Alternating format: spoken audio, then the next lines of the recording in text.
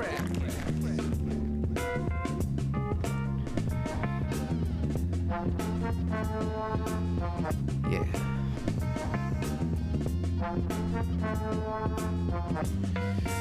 All right. Coming back again with another good one. Welcome back to Golden Craftcast. I'm your host, Sergio. And Maddie's not with me, but I got my guest. And he's a recurring guest. He never disappoints. Of course, we did have him a couple weeks ago, so, it's all good. So I wanted him back for this one because, of course, we owe it to ourselves to talk about and appreciate our culture. And with me, I have Erik Rodriguez. Yeah. We're just gonna have like a clap button, like just like. Yeah. So yeah, bro, welcome back once again. Good to be back. What's up, Sergio? I'm good, man. Just school out here and trying to look for a job out here too. So Wow. I'm getting close. But we'll talk about that later on. So Yeah. It's all good. But yeah, man. I heard you got nodded back up on a festival recently. So. Yeah, I had my play nodded take part in the Short and Sweet Festival in Hollywood. Cool. Yeah. It went well. It partook with 9 other plays. Yeah. Well, within that production group, there was like 2 groups that two production groups, if you will, that were going that were running last weekend on the festival. They were running what do you call that? In repertoire. Okay. Yeah. So, like, for example, we went up on Thursday night. They went up on Friday night. Then they went up on Saturday, on the Saturday matinee. Then we went up on Saturday night. Then we went up on Sunday matinee, and then they went up on Sunday night. Oh, chill. That's cool. Yeah, some repertoire. So really, it was like 19 plays, and my play was on one of them. But yeah, it's a festival that I heard about a couple of years ago, and I remembered this year around, and interestingly enough, I looked it up like 2 weeks before the deadline. Really? And I was like, oh, nice, yeah. That was a close call. Yeah, because I was just thinking about random stuff, and I was like, oh yeah, that festival. It's and like, then look it up shit, if I still make the deadline, and what's the deadline? I was like, I got 2 weeks. But I mean, cool. That's been polished up pretty. I mean, I've been developing that play for like 3 years, about 3 years. Yeah. So it was just for me to like read it and polish to get a little bit and then just send it. Yeah. Yeah, that's cool. Yeah, that's cool. I mean, I don't know if our audience knows, but like, I actually did work on earlier version of Knotted, one of the earlier productions of it. So that was actually a pretty cool experience, even though it was like kind of virtual, and we had to like work around it. But overall, it was cool. I liked helping you out on that one, and I like the story and of course that's a Hispanic story it's telling too. So yeah, that's probably like the most polished up piece I have of theater. Even though it's just a 10-minute play, and it's also the one that like the Spanish and the Spanglish sounds more fluent. I don't know. I feel like I was able to prove to myself like, oh, I can use my Spanish, because I used to be self-conscious about it. Yeah, I think a lot of people were. Yeah, because I don't know if it'll sound organic or I mean, I grew up speaking Spanish, but I don't know, writing it down on a page, it just it's different, you know. Yeah, for sure. But yeah, Mhm. it's cool. Like just put your own like personal touch to it. And, what you write, what Yeah, just as I would know. yeah, And of course, we are talking about, if you haven't even read the title of this episode, Hispanic Heritage Appreciation. So, I mean, the month is still going, which is kind of weird because it started September 15th and then it ends on October 15th. So it's just like September, October season. So, uh, it's weird because it's like, oh, I would have thought it would fill up like that month of September or October. It's like, decide which month, but whatever. It's all good. I kind of like that though. I feel like it kind of makes it stand on its own. Like you can't Yeah, say, I "Oh, it's guess just so. September," you know, it's just October. You get me? Like Yeah. it's like February. That's Black History Month. You get Right. me? Yeah, Like that's what I was thinking. And they you have like know, 28 days and we have 30. So I guess we yeah. got two extra days. It's extra days. Uh, Yeah. I wish I had Um. more days, but I mean, I don't know who chose February. It was just like that's the less days out of the freaking year. So Yeah, I'm not too sure either. Because I was gonna say maybe MLK Day, but that's in January if I remember correctly. But yeah, yeah, I mean, who knows? But I mean, yeah, and it's a it's month. gotten some backlash. I'm not gonna get into it right now, but it has gotten some backlash. The whole concept of even having a Black History Month, and but whatever. Yeah, yeah. You know? There's some things that are like, okay, Yeah, but yeah. yeah.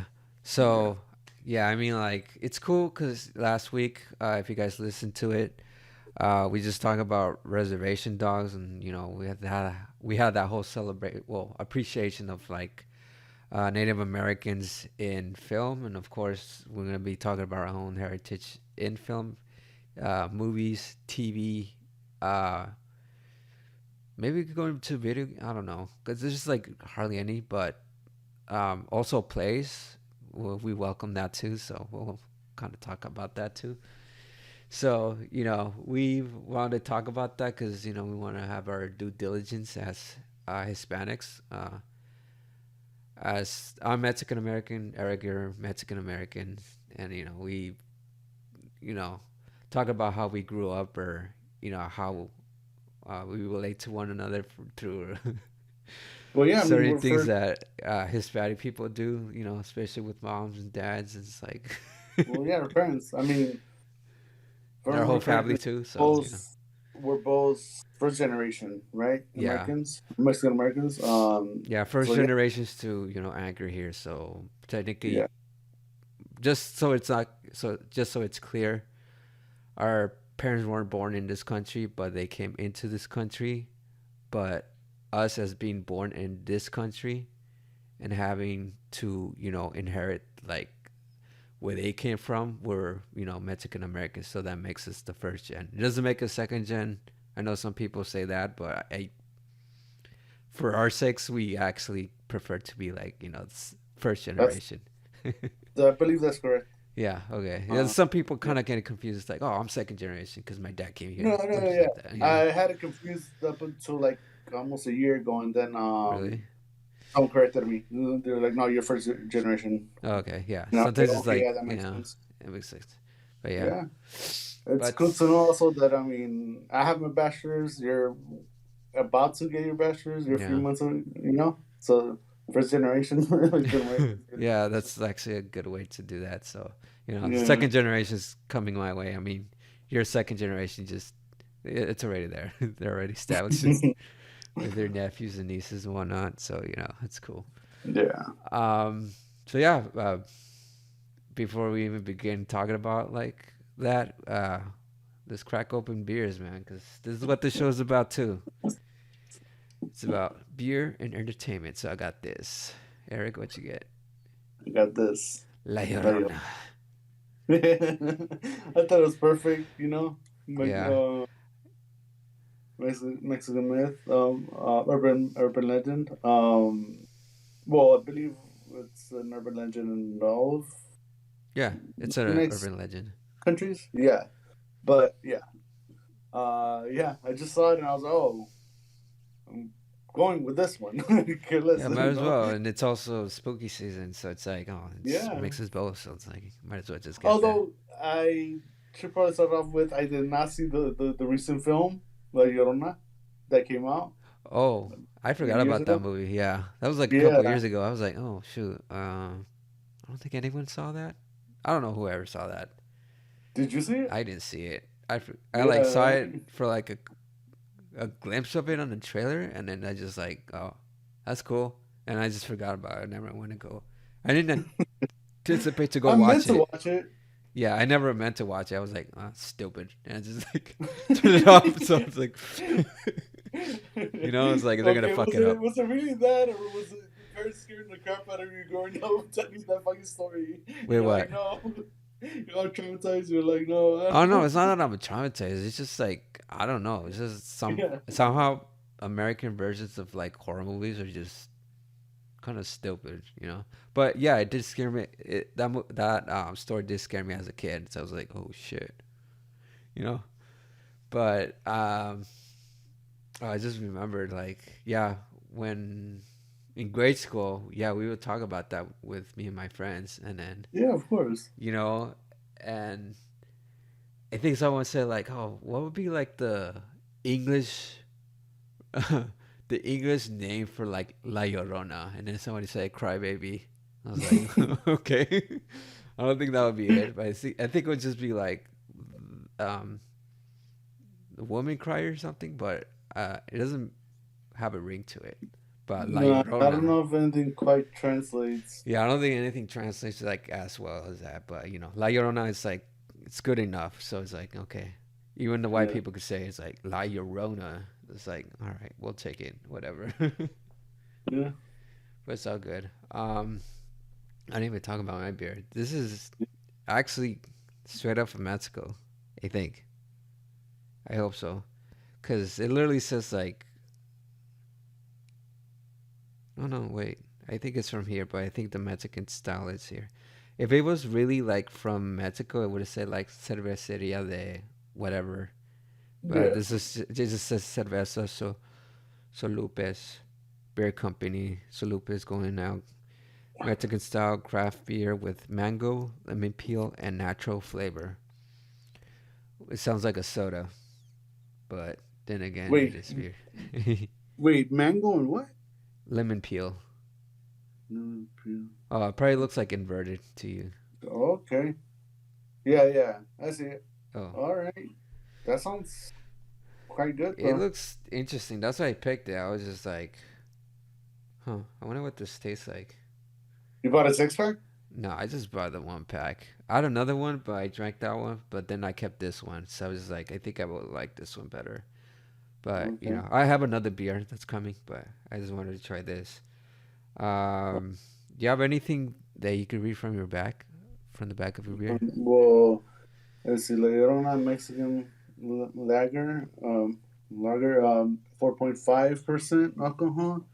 Let's see. La Llorona. 4.5. It has a description. Want me to read it? Yeah, right. Right. That's it. In Latin American folklore, specifically Mexican, La Llorona, the weeping woman. There you Oh, go. maybe. Yeah, there you go. I was saying like cry the baby, like the crying yeah, woman. the weeping woman, or the crier, is one of the most famous oral legends. The lore states a woman was unloved by her husband, and her husband um, loved their two sons instead of her. She caught her husband with another woman and drowned her sons in a river. Out of grief and anger, she then drowned herself. She's refused entry to heaven until she finds the souls of her two sons. She cries and wails, talking talking children and drowning them. Oh, taking children and drowning them in the same river her and her sons drowned in. Oh jeez. Wow. Yeah, that's Yeah. pretty dark. Well, that's one version of it. Yeah. There's many versions of that Yeah, that's like different you know, ones. of the Several ones. legend. Um, but yeah. All right. That was pretty dark Yeah. for a beer. They wrote the darkest version that they could. It's like we gotta scare our audience while they're drinking this beer. All right. I got mine. Is basically like our historia, and it's basically like the history of the brief thing about like this beer, I guess. So, all right. So in Mexico, uh, aguas frescas, which is like fresh fruit beverage, are a go-to drink. Growing up, I remember street vendors lining La Plaza Central. I'm like Central. My family and I would mix and share our drinks. Our craft cerveza, brewed with mango and lemon peel, honors personal experience in Mexico with aguas frescas. Zólupez craft beers are authentically inspired by our family's Mexican cultural heritage and traditions. Salud by Javier Chavez Jr., founder of founder and brewer of Zólupez Brewing Company or beer company, I guess. So yeah, this is nice. All right, man, let's crack Yeah. this open. It felt like we talked a shitload. By the way, mine's from Ogopogo Brewing. Ogopogo. Yeah. I think we had Sorry. that. Didn't we have that last time? I don't know. I'll check. I'll check later. I'm not gonna check right now. Yeah, I'm like brewing. I mean, not brewing. Pouring this beer. I wish I could be brewing. It's pretty light from what it is as I'm pouring that shit. Just like I feel like I just could have just poured the whole thing in there. It would have been nice. Carbonated. I'm sorry. All right, you good? Yeah. All right, cheers, man. Cheers. Haha, I got the sound effect.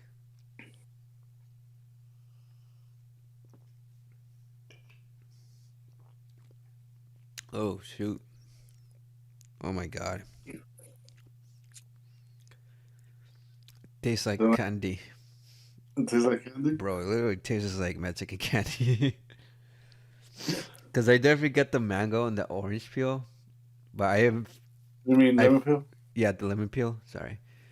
Um, it's definitely like, you definitely get like candy flavors from both of those like fruit flavors. And I feel like they just like, meant, yeah, they just like blend that in into this beer somehow. The hints of it. And just like, got a bit, they got the sweetness of both in there. It's just like, oh shit, this tastes like candy. Yeah. I would say Nice. yeah. It would be like aguas frescas if they pour that shit in there too. But I feel like it's more candy. I don't know why. This is like candy just popped out of my head as soon as I like tasted it. Oh, nice. You like it though? Yeah, it's all right. I wouldn't like drink like a shitload of it. I just like drink this and I think I'm good. Yeah. Yeah, All but right. it's pretty light and stuff. What about you? Just tastes like a Mexican lager. I mean, like probably Modelo. You might be Really? Modelo So Pacifico. it's like You know crisp and then just like, what happened? is it like pretty crisp and light, like a Modelo? Yeah. But I don't know. I kind of like it a little bit more. It's a bit. Uh, I don't know if smooth. Smooth is the right word, but it's a bit more smooth. Or. Really smoother than a Modelo? Uh, Maybe smooth is not the right word. But I don't know. I would say it's a bit like it tastes a little like the quality tastes a little bit better. Yeah, there's something there that's like a little bit more better than a Modelo. Yeah, Yeah, okay. Yeah, I know what you're saying. That's cool. yeah. Yeah, But yeah, so just lager. you got something that's better than a Modelo and something that tastes like candy. So, Yeah. that's pretty good. Yeah, this is cool. I wouldn't like drink the whole thing, but we'll come back with you guys with a little bit of a ratings. on both our sides. All right.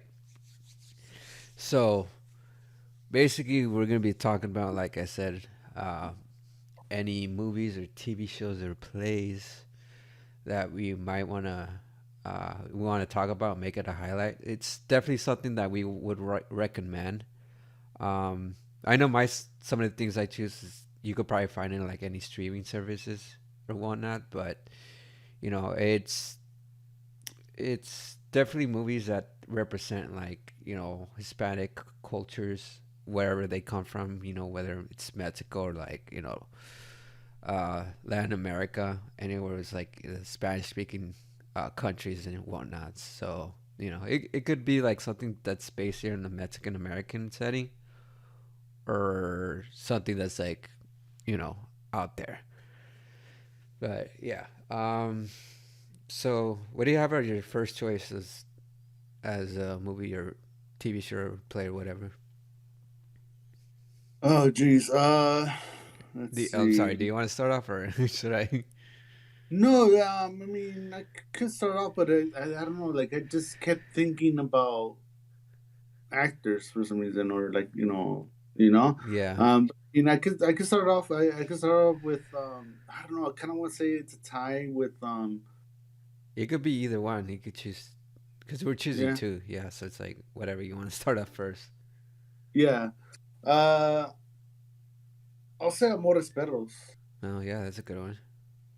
Yeah, Amores Perros. Like it's a movie. I mean, it came out in the early 2000s. I think I was too young to watch it, so I didn't watch it till I was like an adult, like way later Yeah, on. yeah, I seen it I too, remember, and yeah. I was like an adult too, so I was like, oh okay. Oh, because I mean, but you knew of it since you were like what, like 13 or something, right? I don't think I don't think so. I think I was like an early adult when I was getting into film. I think I heard about it a couple of times, Oh, but okay. then like Oh, well, my bad. yeah, but then like I think on TV they were showing it, and I think I saw the whole thing. I think either that or I watched in like film class or something. But I remember I definitely like watched that movie. Okay, so it was kind of like introduced to you via your interest of film, not Yeah, your Mexican background.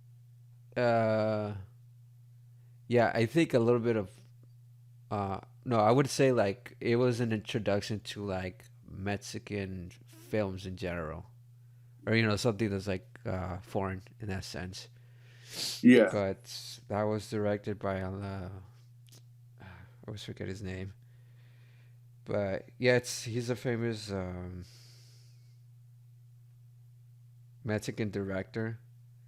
So I think I remember watching one of his other movies, and then I was like, oh, this is his earlier work, and I was just like, oh shoot. So you know, I liked it for what it is. Um, it's like a little bit fuzzy about what that the story of that film was, but I mean, you could fill us in.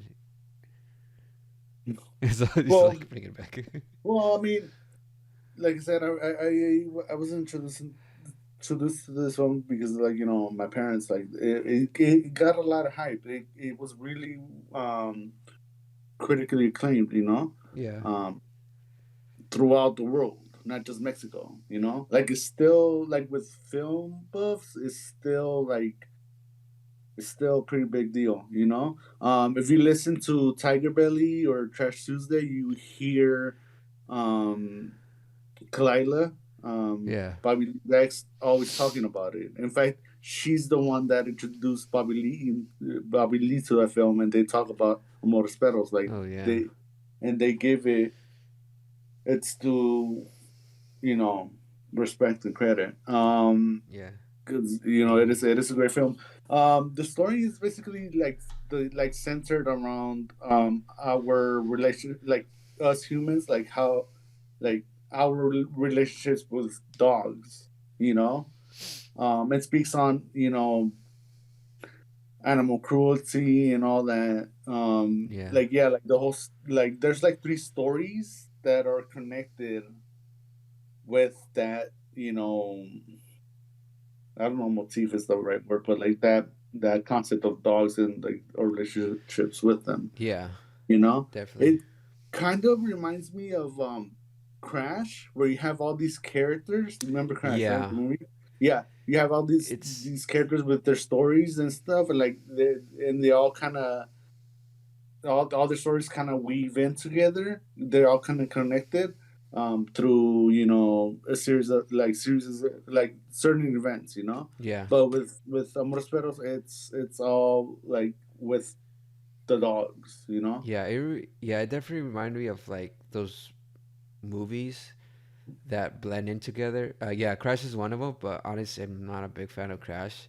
But I would say like movies like Traffic or 21 Grams. I think 21 Grams is directed by the same director as this one. I just looked it up. It's actually Alejandro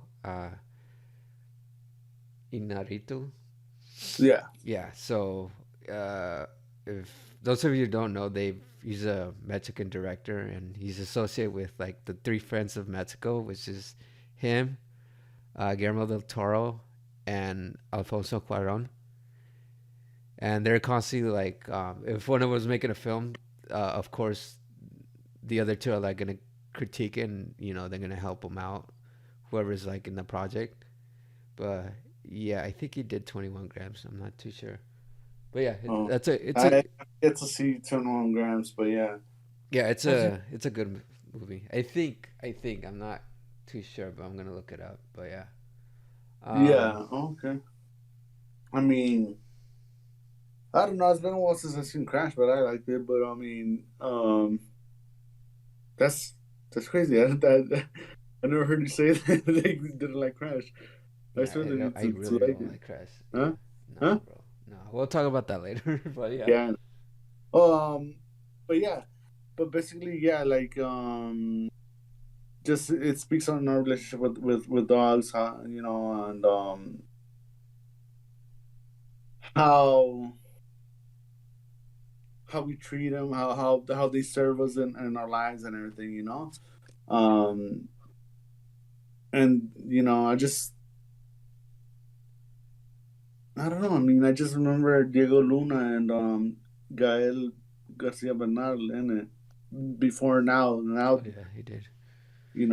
now you see him in Disney films and all kinds of stuff, which is fine. I mean, not criticizing what they're doing, Yeah.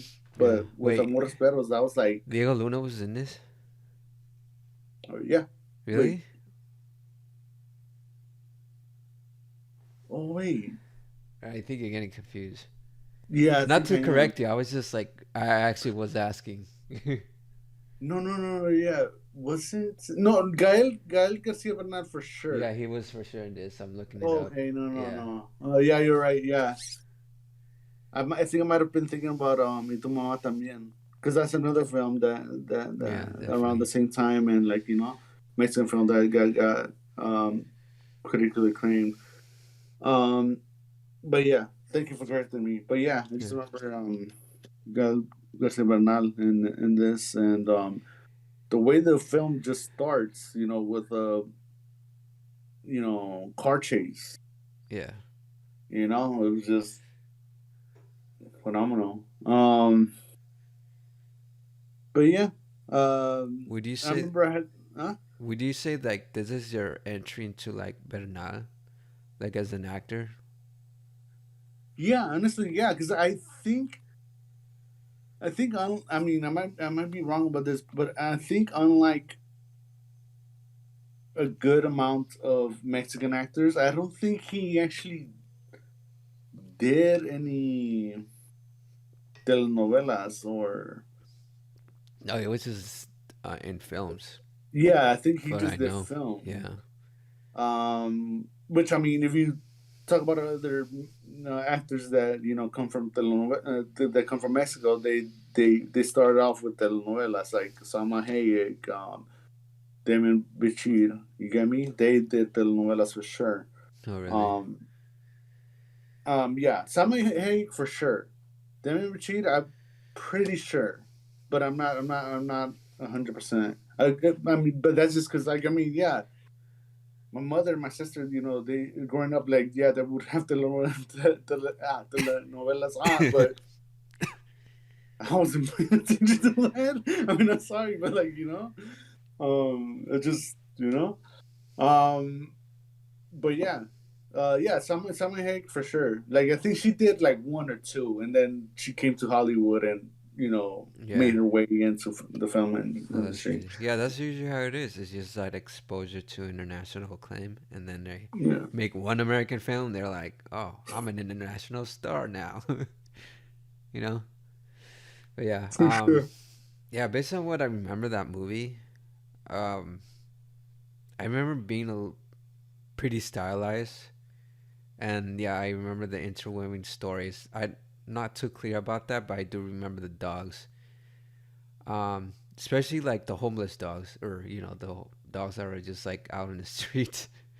There's like so many of them, and I remember the homeless guy that was. Yeah, I remember a homeless guy like being the center of character of it all. I don't know. Um, Yeah, yeah, he was throughout like all three of the stories. I think the third I story think it was was basically yeah, he his, was like like the wrapped up with his interchangeable. story. Yeah, he was like the one that was always constantly in between those stories. Yeah, Let me get that actor's name. Sorry, but yeah, keep going.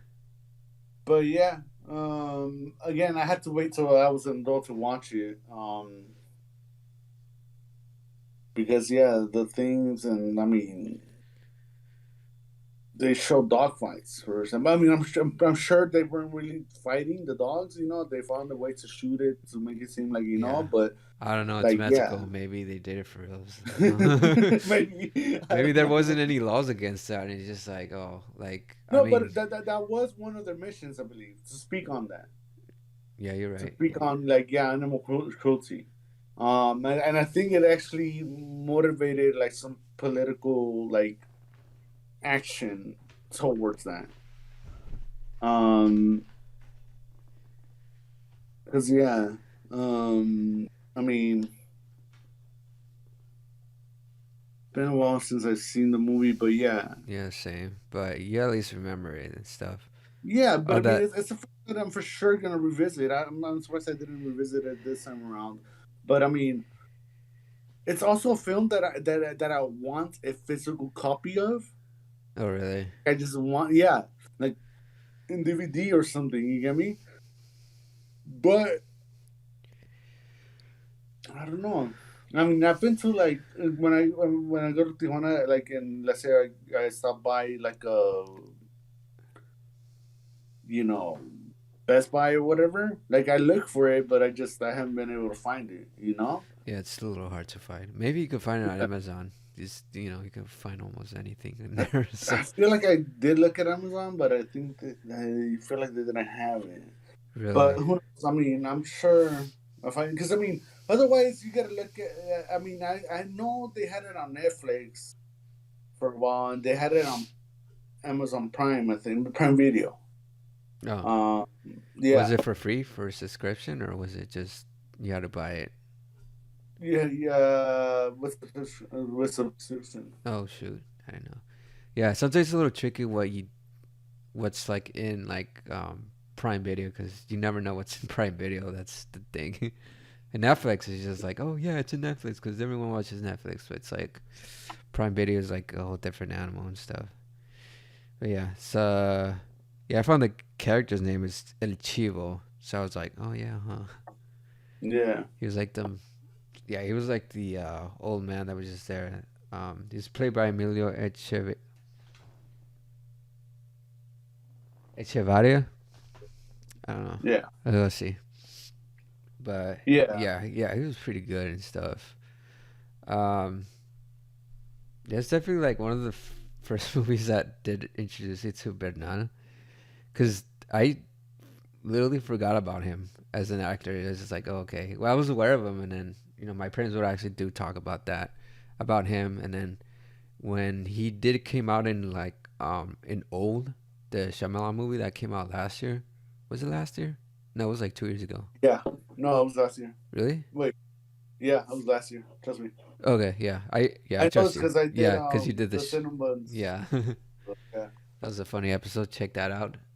A Um, little, a little, a little over a year ago, but yeah. yeah, I bet so. But yeah, it. Yeah, he's just like, oh, he like, I like forgot about him to like, he came up in that movie and stuff. So it's just like, oh, dude, like it was a completely different role from what he's played on this one and stuff. Yeah, and I'm Um, sure that's something that he's been looking forward to. Um, the film, it is what it is, but his performance was pretty good. If you listen to the Cinnamons episode, I had issues with his accent in the film. yeah. It just because his character is Oh, it's from okay. Philadelphia, Yeah. but he speaks with a little bit of a Mexican accent. You know? Yeah, which is kind of weird. It was like, you can't deny the his accent, you know? No, no, I know. But I mean, I'm saying, you know, as an actor, you work on it.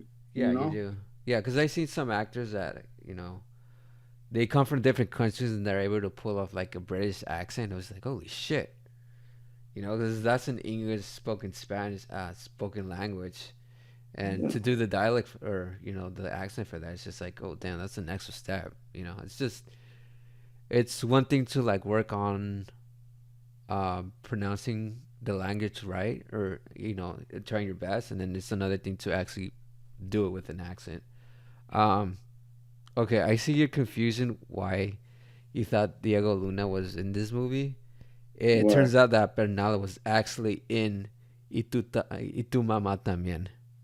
They were Yeah, both no, in they, that. they both were Yeah. Diego Luna and Yeah, Bernal. yeah, it wasn't in this, but it was in Yeah, yeah, my Y tu bad. mamá también.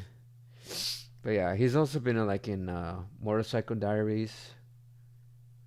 Uh, he was in Station 11. I never seen that show, but I was like, I heard it was pretty good and stuff. Mozart in the Jungle.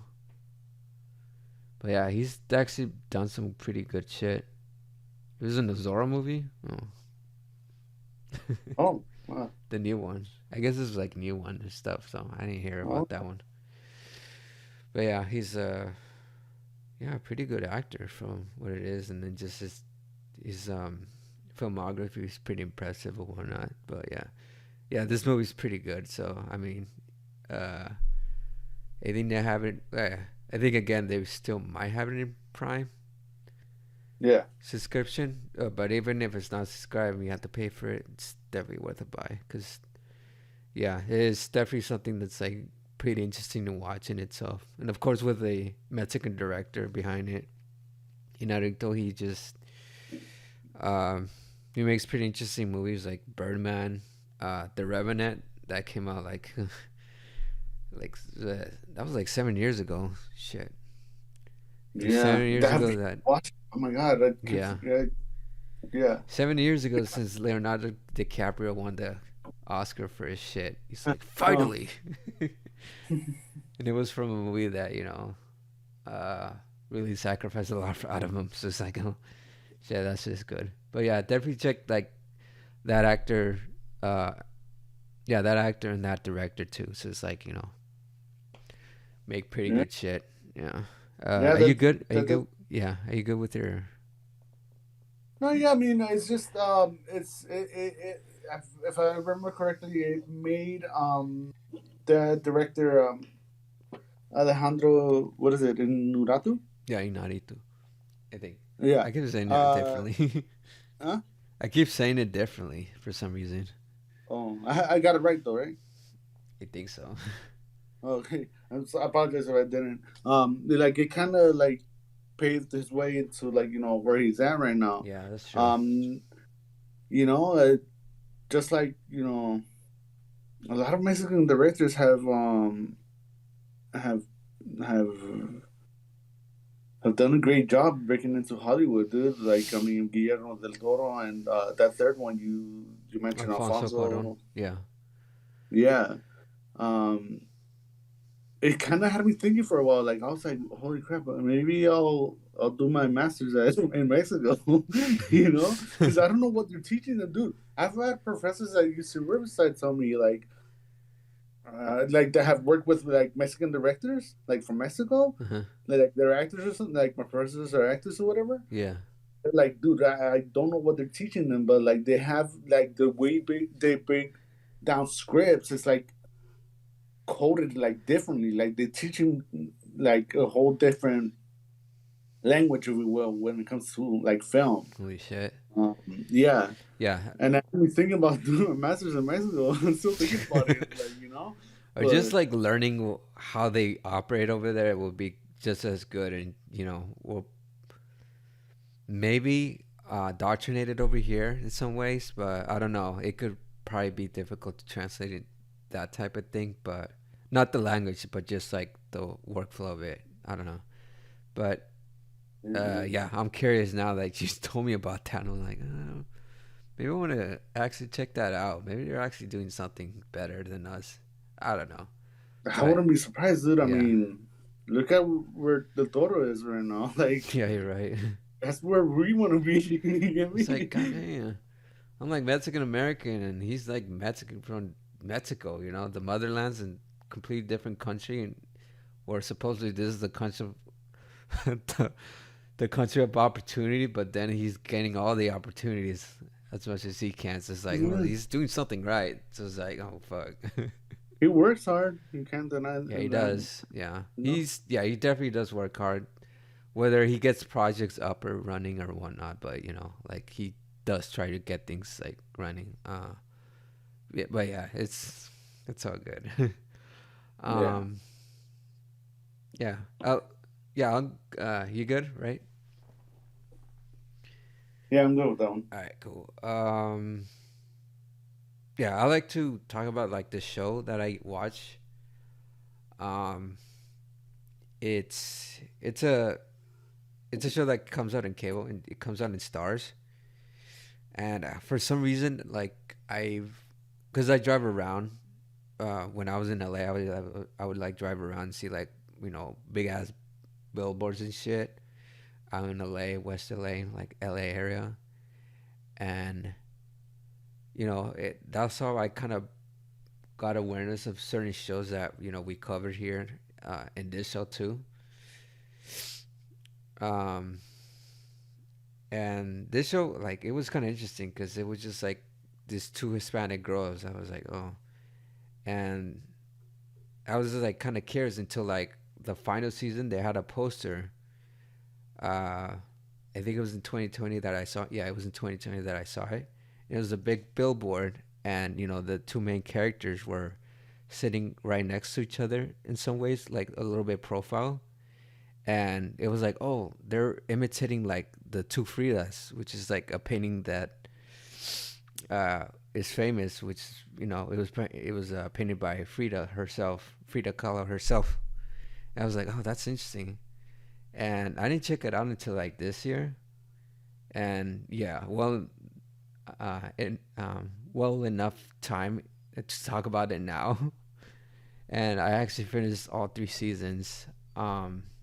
The show I'm talking about is called Vida, and yeah, it's a very interesting show because, of course, it's like it tells a story about like these two sisters that have to come back to their roots, which they live like in the East LA, like I think it was like Boyle Heights or some shit, like around that area, and they had to That's come a back. very Hispanic neighborhood. What's up? That's a very Hispanic neighborhood. It's Yeah, been for decades. But yeah, yeah, especially it's a good location, especially for this story that is of this TV show. Yeah. Anyways, they basically had to come back home to that neighborhood because their mom had just died, and they find a lot of like discoveries and about not about themselves but also about like the people in the community and themselves too. So it's just um like everything happens for a reason type of thing. And they uncover a lot of things. They go through a lot of drama throughout the whole series, and something always has to happen. And of course they do talk about like those deep issues, um that's like embedded like in like our culture too. Like they do go over like current issues like gentrification. Of course, they go into like classism in itself, colorism, which yeah, apparently that's a term. Um, what else? Yeah, just those two. Also, like a little bit of racism too, and then having to come into terms with like um, the culture itself in like the 2020 sensibilities and stuff, you know. And yeah, it's like really interesting to kind of see like these two characters that, you know, they're I wouldn't like they get criticized that they're not very much in touch or rooted into like their Mexican American heritage, and it kind of seems like they both could speak. They're both bilingual and stuff, so I mean, there's no trouble there. But I mean, just some of the things that they carry themselves off with, like with, because it revolves with two sisters. The sisters are Emma. She's like the older one. She's like a little bit more uptight. Um, just holds herself like very accountable to on a high standard. But she's also very much like uh, she very much like respects the culture and stuff, and you know she speaks Spanish like very fluently. So it's like oh, and yeah, when she comes back, she actually makes a criticism about like her sister. I think her name is Linda, but they like they like they short name her as Lynn, so it's just like easier, I guess. Yeah. And yeah, she criticizes her and her sister for her mom and her sister for speaking Spanglish, like saying words that you know they're not necessarily Spanish, but they just made up Spanish for like the English sensitivity. Like I would Yeah. say like when you're parking, you would say like oh estacionar, but you know in American nice version it's like oh parquear. It's like that's not a fucking Yeah. word, you know. Yeah, And she makes a it's good not. commentary on that. It's just like, oh, I don't speak like you know Spanish like with you and mommy used to say like parquear or googlear or some shit like that. It's like you know, so it's like they kind of do a satire on that too as well. So this show's like a comedy and a drama. So they do have like things that they do speak about issues, but also kind of like make fun of it or make a satire out of it and stuff. So it's just like entertaining how like this what this show brings, and it's something that um, we never seen before, like in television or maybe even in film or stuff like that. But we've definitely like seen Spanglish like in movies here and there. But then like having to have like a TV series out of it, it was like, oh, it's an extension of that too. So it's like, but also making commentary on like all those type of things. Hold up, I Yeah. gotta take a sip. Yeah. Interesting. I haven't seen Yeah, that show.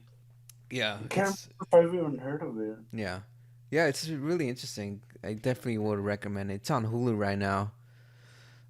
Right now Hulu, of course, they're kind of kicking ass. Um, like if there's like any like appreciation month, or you know like, for example, for Hispanic Heritage Month, there's literally a category of all the shows that have to do with that. Or I think all most of the streaming services do that. Oh, well, the smart ones do. But Hulu definitely has like that section, and then it has Vida. It only has like the first two seasons, and then the third season you kind of need to like find it on your own.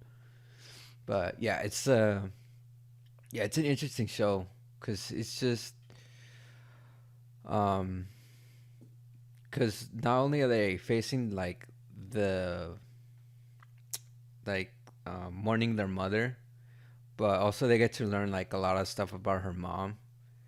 And this isn't a spoiler or anything, but you know they discover because you see it in the first episode. They discover that her mom is actually a lesbian, and the, and then the older daughter, she's just like gets kind of mad, and she's like, oh, fucking hypocrite.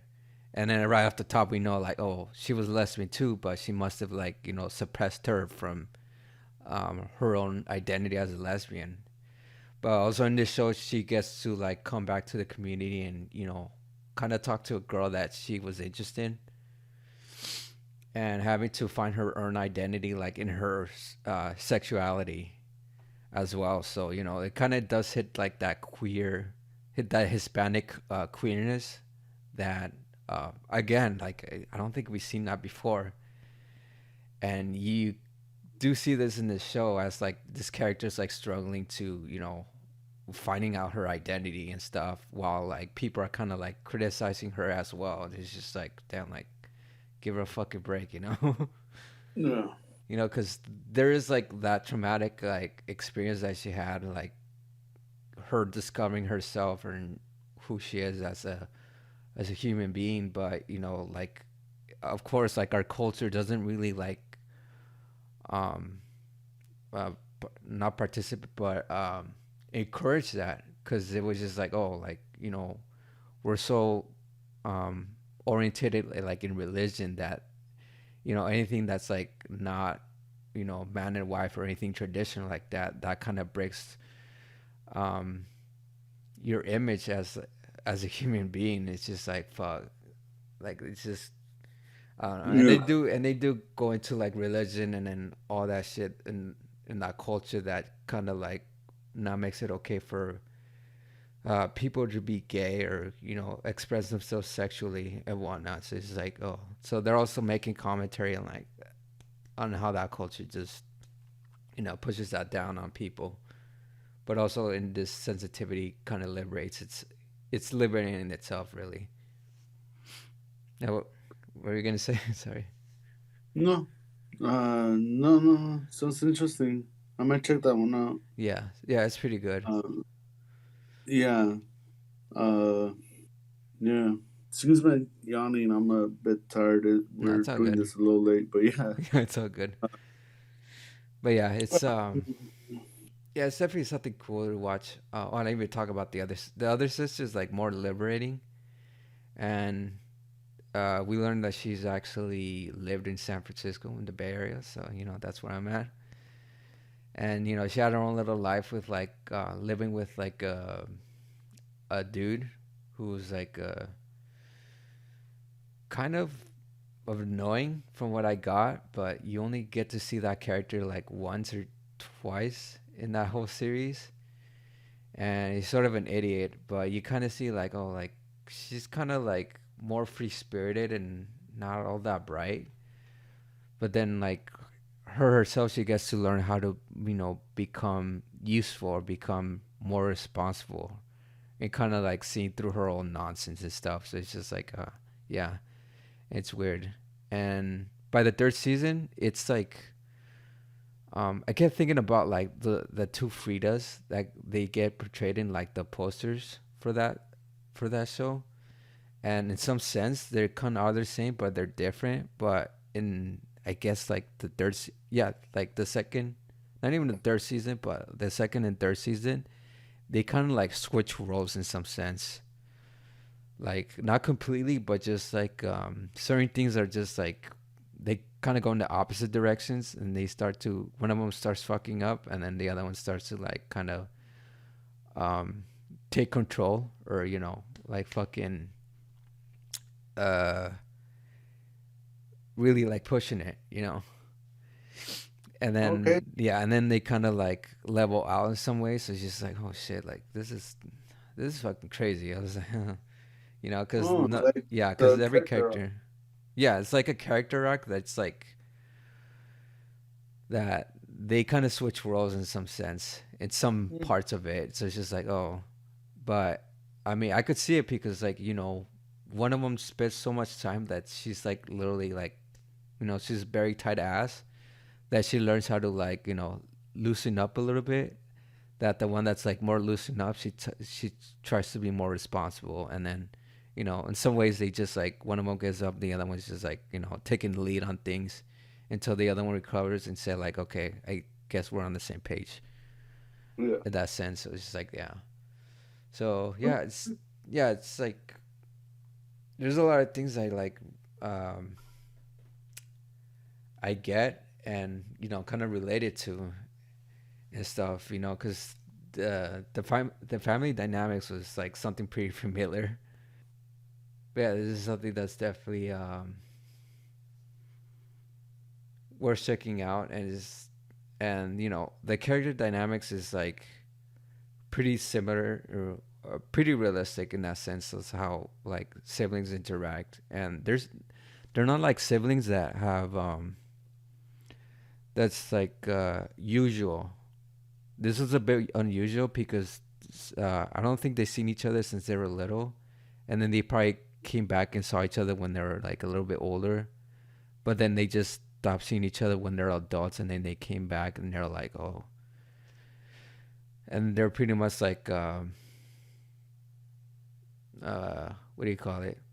They become familiar again, and then they kind of forget like, oh, you kind of suck on this department, and I was like, oh man, like, and they go into a whole talk about that shit and stuff. So it's definitely a show that I would definitely recommend. Um, oh, I will say this, especially when it comes to like Hispanic like media, like uh, I guess I'll say my little confession where when people like talk, I guess like in Spanglish, like they would say like something in English and then say something in Spanish and then they interchange it like every other sentence.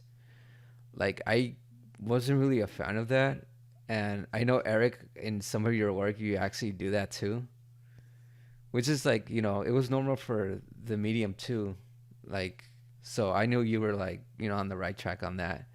But for me personally, like I kind of found it like kind of a little weird because like people don't like realistically people don't really talk like that.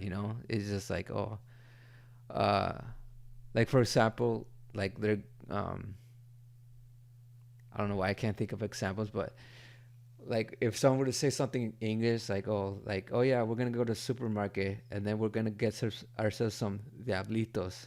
It's like okay, well, in a real setting, it'll be like, oh, we're going to the market, and then on the way we'll get diablitos. You wouldn't like turn um, the whole sentence in Spanish, which is what they do in this show, which is pretty cool because um, now I like it. Like I was like, oh, whatever, because I appreciate the the bilingual aspect of it, and also like it kind of helped my Spanish a little bit better while listening to that. So it's like how like you watch something completely in Spanish, and then you realize like oh like you have a better feel of Spanish after you watch that or after you listen to that because something like inside your head it just awakens because the whole time the you just fill yourself up with like nothing but English language like content, and you're just like okay, this is my language, this is my primary language, but I also know Spanish, but I'm not hearing enough Spanish to actually you know um, implement that into like my everyday life. So I don't. So sometimes I forget words and stuff. This is like oh fuck, you know, you know what I mean? Yeah. So Yeah. Um. Well, yeah. I mean, I'm not sure if I could agree with you. I mean, well, that's why I say that was my personal opinion on it. yeah, I know, I Yeah. know, you know. But yeah, I mean, depends how you grow up. I mean, for Knotted, I mean, I remember a little bit over a year ago, we were thinking about actually doing it live at Frida Kahlo. Mm-hmm. It was summer 2021, and I got this actress to play, the role of Wilma, and she was the first and only one to give me any criticism over my Spanish. She told me like, yeah, your Spanish like this doesn't sound organic to me. She told me Yeah. the Spanish is different. Her parents are from Mexico as well, but a different part of Mexico. So I kind of, I understood. I told her, okay, well, take some freedom, take some creative freedom with the Spanish. Yeah. Switch it around to where you're comfortable, and she did. And even when I saw her make certain changes, I was like, that sounds It's not foreign to right. me. Yeah, this doesn't feel right. It's Yeah. not right, but it was just foreign to you. Yeah, like I Okay. mean, again, her parents are from Mexico. They're not Hmm. from, you get me. Um, they're not from where my parents are from, but a different area of Mexico. But I mean, it reminded me of when you hear like Salvadorians or Yeah, they other have a different way of Latin saying Americans. things. Huh? Yeah, they have a different way of saying things, which is Yeah, like, yeah, yeah, yeah. Not yeah. just that, but different accent, different, Yeah, it's a just different different dialect. words for stuff. You Hmm. get me? Yeah. So it's Spanish, but it's still a little foreign. You get me? Like it's like, it makes you raise your eyebrow. Like, wait, what? Like, you understand it in a way. It took me a while, um, because it's not the Spanish that I grew up with. Yeah, But yeah. yeah, it just um. But other than that, I mean, you know, my family, my friends. I mean, the one that comes to mind is our friend Marco. Yeah. Because I had to, like, he would switch it around, and he's arguably second generation. Really? I don't know. Yeah, it's weird. Like he's second generation, if on his mom's side, but on his dad's side, he's first generation. Oh, okay. Yeah, I get it. You get me? His Yeah, dad's yeah. from Mexico, but his mother, It's the first gen. I believe so. If she for sure like was raised here, she speaks English and everything, but I can't remember if she was born here. But Oh, either okay. way, I mean, Yeah, either she's way. yeah, like she went to high school here and everything. She just married a man that that's from Mexico. Yeah, Like she that's from married a Mexico. native, so it's like, oh, yeah. Yeah, Well, I mean, we still don't know if she's native or not, but yeah, yeah, yeah. That's well, shit. I didn't know that about Marco, but yeah, that's cool. I mean, yeah. yeah. Either Yeah, way, it's just because like, you've heard him speak Spanish. yeah, He speaks it pretty fluently. yeah, yeah. Better And than us, I that's the guess. thing too, though. That's the thing too, though. We speak it fluently for California. Once you go to Mexico and start speaking to like family members out there or just anyone out there, it's like a whole different, Yeah. level of Spanish. Like it's like You ever like speak to them and then you kind of look at them and they're like, I don't think they understood me completely. or like they'll ask you like, do you speak Spanish? He's like, Yes. yes. It's just you gotta slow down, You're like, or what? like you'll be speaking to them and then they'll use a word you've never heard in your life and you're like, what does that mean? Yeah. And then they try to explain to you what it means and you're like, okay, I think I get it, but I don't quite, but yeah. Yeah. Yeah. Yeah. There's definitely, even if you speak the Spanish, speak the same language, there's also like that's a little bit of like language barrier, but it's not like the language barrier that I would say like he speaks one. They speak different languages, but also like they have their own way of speaking. That's just like um, I guess yeah, I guess I would say more advanced than ours, or more of their style in that sense.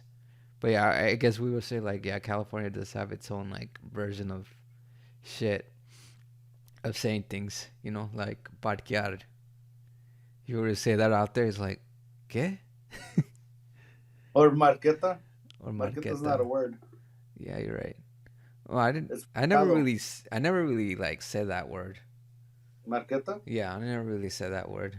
I heard about Oh, it, but I didn't. I don't think we ever said that. Yeah, like definitely me, like my mom, we would say like parquear. That's something that we would actually do say.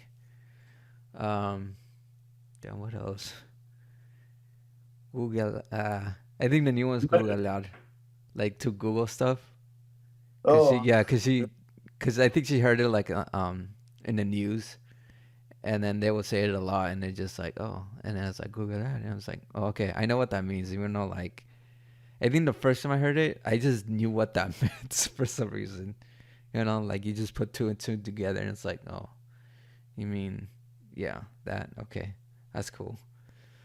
Um, but yeah, that's something that's very embedded into like not the Mexican culture, the American yeah, Mexican American culture, which in itself it's its own culture as well, which is also appreciated in Hispanic culture, which is what this show is about overall. So definitely check that out. Um, yeah, I only ran for like 3 seasons because I'm not sure why, but it got canceled after the third one. And I've heard interviews through the creator. Her name is Tanya Saracha. I think it was Saracha or something like that. I could be wrong. I could check. I'll check. But yeah, she seems pretty cool. Like I think she started off with plays and then she eventually like um became like a writer, some writer's room, and then eventually I for some reason one way or another she actually got this show running. And originally it was like a movie that she made, and then eventually she just made it into like a whole series and stuff. I think that's what the case was. But I definitely see like yeah, this could have been like a movie, but they just extended into like 3 seasons into one because I don't know what it is, but I just get that feeling like yeah, it was just like something small and then it just became extensively bigger than it was. It's like oh okay, but yeah, she's yeah, like I said, I heard her interviews. She's pretty cool. And it's like um definitely talks about a lot about her background. And there's actually like in the show there's actually like a witch or a bruja, and they do talk about like brujeria and all that, and it's kind of funny because it's like it's like one of those ladies that are superstitious, and then they make them do like certain things to get out like the bad juju out of you and stuff. And she could talk through the dead, and it was just like oh shit, like this is real.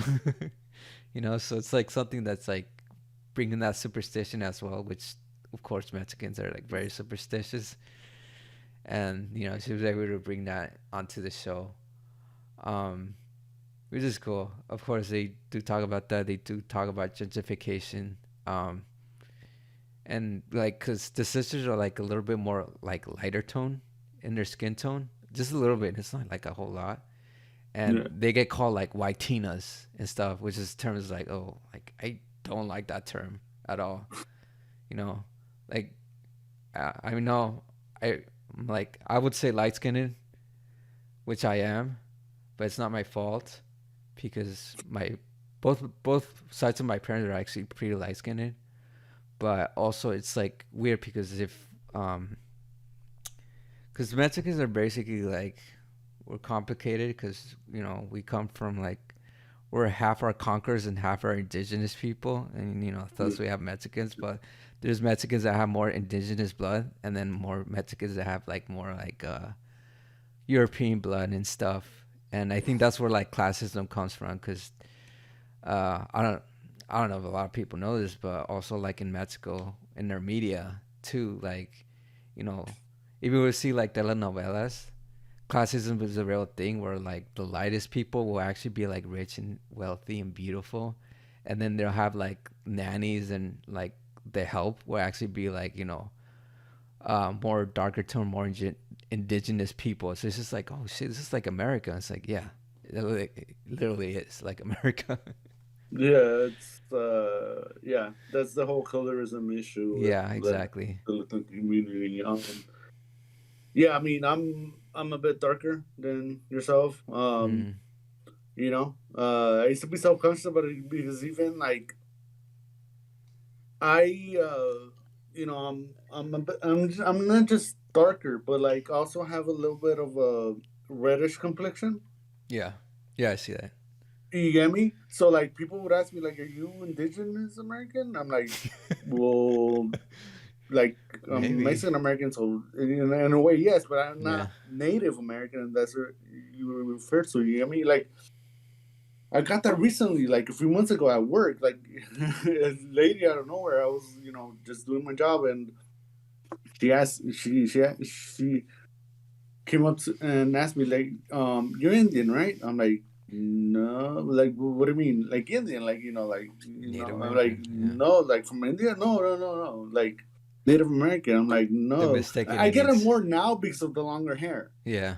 Oh, You get really? me the yeah. You get me now. That doesn't quite help, But I told her no, and then she's like, she was like, "I'm pretty sure you have some, Native American in you." I'm like, "Whoa." I didn't say anything, but I'm like, "Yeah, I'm Mexican. Like we do, we all do." like Yeah, in some sense, we are kind of indigenous. It's like, oh, yeah. yeah. I used to Yeah. be really self conscious about my complexion too, because even the dark kids, like just because of the reddish complexion, that they'll be like, "Why?" Especially like I Oh, tend to yeah. blood from time to time. You get Yeah, me? yeah. So like I turn really red. Yeah, the I was complexity is really a self thing. conscious about it. But Yeah. I mean, I don't know. Nowadays, like I've gotten compliments about it. Like It's like, oh, people tell thank me you. like you have a nice complexion, dude. Like really, like to the Yeah. point where I'm like, holy crap, yeah, I guess I do. Yeah. I kind of like it now. Yeah. Believe it or not, I could actually get a good complexion. Because I remember a couple, like, summers ago, I actually got in, like, a little bit more tan. And people got a comment. Well, one girl commented to me, like, oh, you have, like, such a nice complexion. It's just, like, very even tone. I was just like, really? And I didn't I even think I notice, but I remember was, like, that. Was that outside. around that time? I think so. Because it was, like, during, like, my 20s. Or, yeah, during the mid 20s. No, because I would have noticed that. I noticed stuff like that. Not to say that that's like a thing I focus on, but I'm not gonna lie. Like I mean, not to sound Oh, no, go ahead. politically incorrect or anything, but like complexion doesn't really matter to me when I'm looking at women and stuff. But I do have preference. I do like a Yeah, everyone woman has of a preference. darker complexion, huh? Yeah, everyone has preference, you know? Yeah, everyone Like, yeah, does. like I And do. I did had a talk about this with, like, my friends who are Hispanic as well. They're Guatemalans, and I think we were talking about, like, dating, and then they said, like, oh, like, I don't prefer, like, dark complexity, but somewhere around, like, my type of complexity. And so it's like, okay, that's cool. oh, okay. We were trying to be careful not to say color, but we're like, let's put it nice and say complexity. It's just like, yeah, I know, like, it's gonna sound racist if you don't like one or prefer the other, but honestly, it's just like, okay, this is where we draw the line. Like, we can't, if we don't like Yeah. something, just that's us. That doesn't mean we're racist. It's just how Well, okay, we it see depends. this. Like, Yeah, if it stops you from dating someone, okay, that might be an issue. Like, it doesn't stop me. Like, okay, again, I prefer darker complexion, but it doesn't mean that would stop me from dating a white woman. You get me? hmm Or someone of your complexion or whatever. You get me? Um, you know. But I prefer a darker complexion. You get me? women wise, right? Yeah. Okay. Yeah. I honestly, I could go either or. To be honest, it's You don't just really have a preference. no, not really, not in color. It's just I don't know if I find it, like, attractive. It doesn't even matter what your skin tone is. It's just if I Well, that's find good. it attractive, yeah, you know, or Yeah, that's how I feel about eye colors, like colored eyes. Like yeah, it's not a big deal for me. Rarely is it a big deal for me. Like I've seen some women that have really nice eyes. I'm like, yeah, okay, I'm not gonna lie, like, yeah, yeah. I would say, But yeah, I would say, like, yeah, like, with eyes, I don't have preference, but well, this is one, like, interesting thing about me. I do tend to, like, if I see someone with, like, different color eyes than myself, if they have it, like, green or blue, like, I tend to, like, have more eye contact with them because of guess, like, subconsciously and consciously, I'm, like, attracted to their eyes. I just can't, I don't want to, like, look away, or it feels yeah, like easier for me to, like, look at it, like, it's easy on the eyes, literally, like, no pun intended, but yeah. But Yeah. yeah, it's like one little weird thing about me. So it's like, yeah. So yeah, definitely complexity is a thing that's, you know, it's true across like every culture in that sense. Because, you know, it's definitely a thing like in India or, you know, countries like that, Yeah.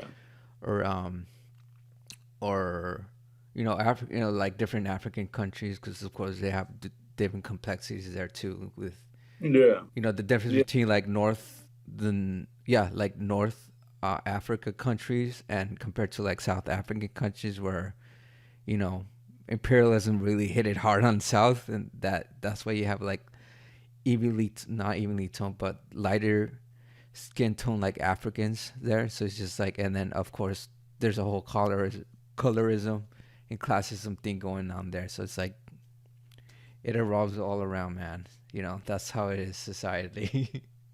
Yeah. But yeah, yeah, wow, we detracted from that, but yeah, those are definitely the topics that come up in that show. So, and this is Okay. us talking about those issues as well. So, Damn. It it got makes sense. canceled. The show. Yeah, it got canceled. Did they were they able to at least wrap it up? They just said, yeah, I think they announced it like, okay, we're gonna have to like, Wrap this up. yeah, and then she's Like like, sometimes they don't get that opportunity. You yeah, get me? and Like they they just don't. get canceled. Like oh, Honestly, just you know. when it ended, it didn't feel like an ending. It just felt like the next step to something bigger, which we're never gonna find out what it will be. But hopefully, like they will at least make like a movie, like a 2 hour movie that'll just like, you know, finish everything off and just be like, okay, this is where the characters will end, and this is what they have, how far they come, and this is how the right ending that they should have gone in the TV series, you know.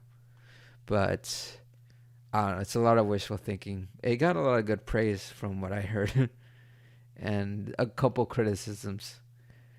Because in the first episode, like the the older daughter, Emma, she actually eats taco like a fucking sandwich, and then everyone noticed that shit on Twitter, and they just like went at her like, it's like, what the fuck, like who eats a taco like that, you know? And I didn't notice it Yeah. until like I saw it until like they mentioned it, and I was like, oh yeah, that was kind of weird, but I was like, you know, Yeah.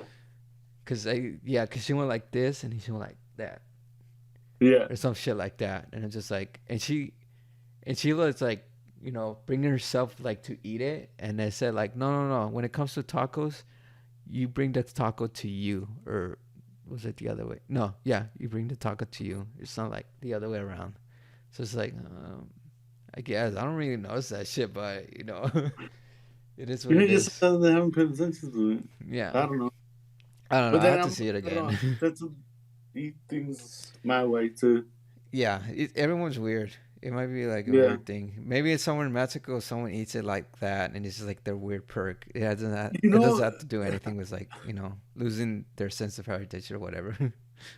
for the longest time, like I don't know, like my nephew, I noticed that I don't think he does it anymore. But when he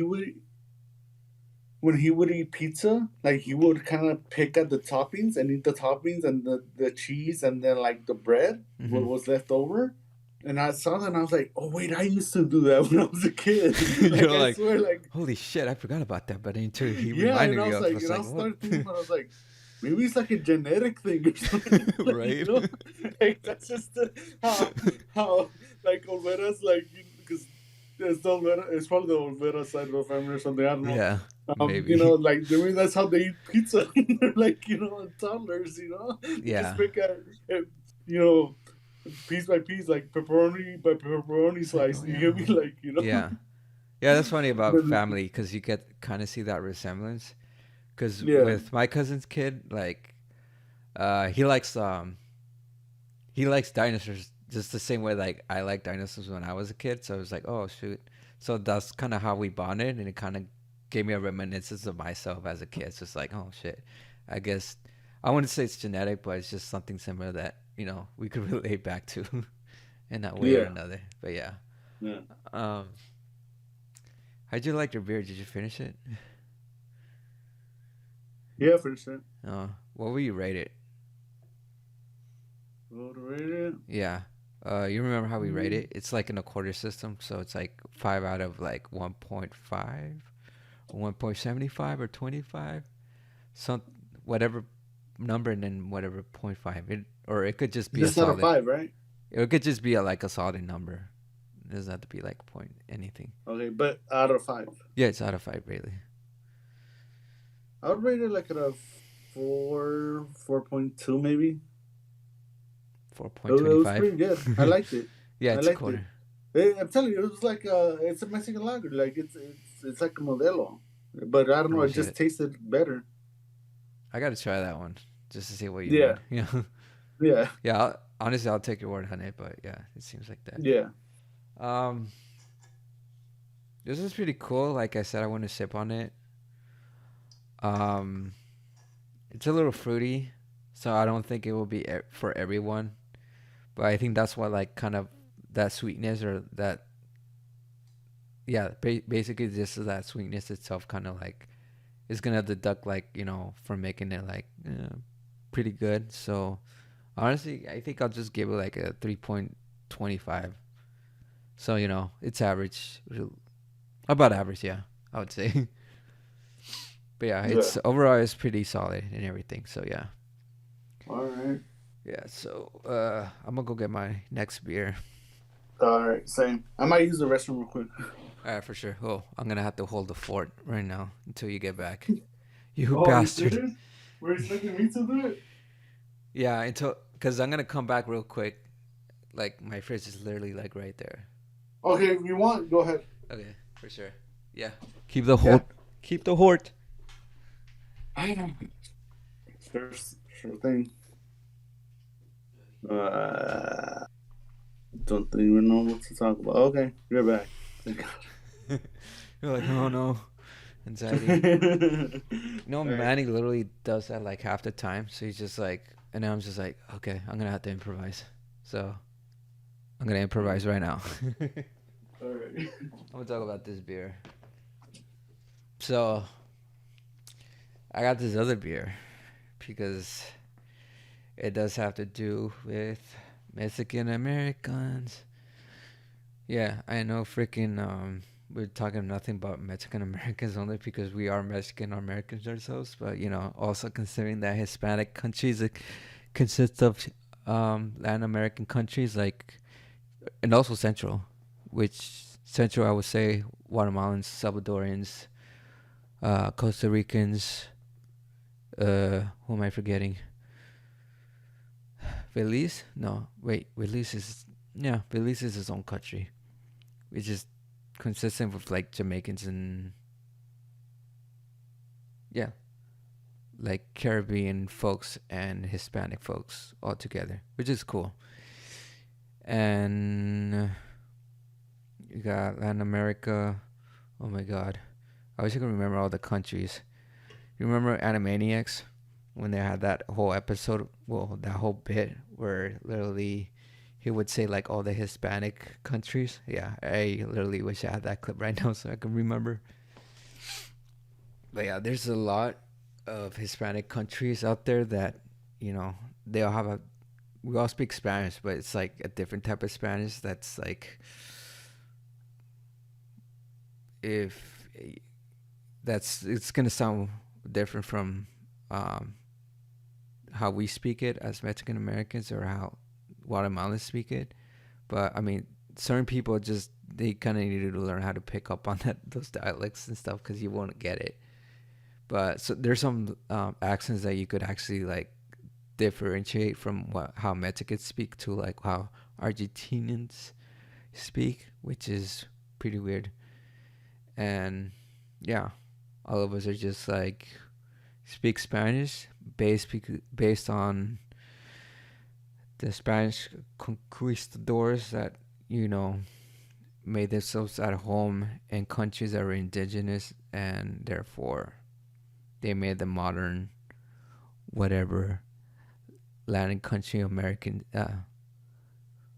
American countries that they've conquered or made it as their own until we found independence That's always the thing. We always get invaded, and then we gain independence right there and then we have a whole national day out of it.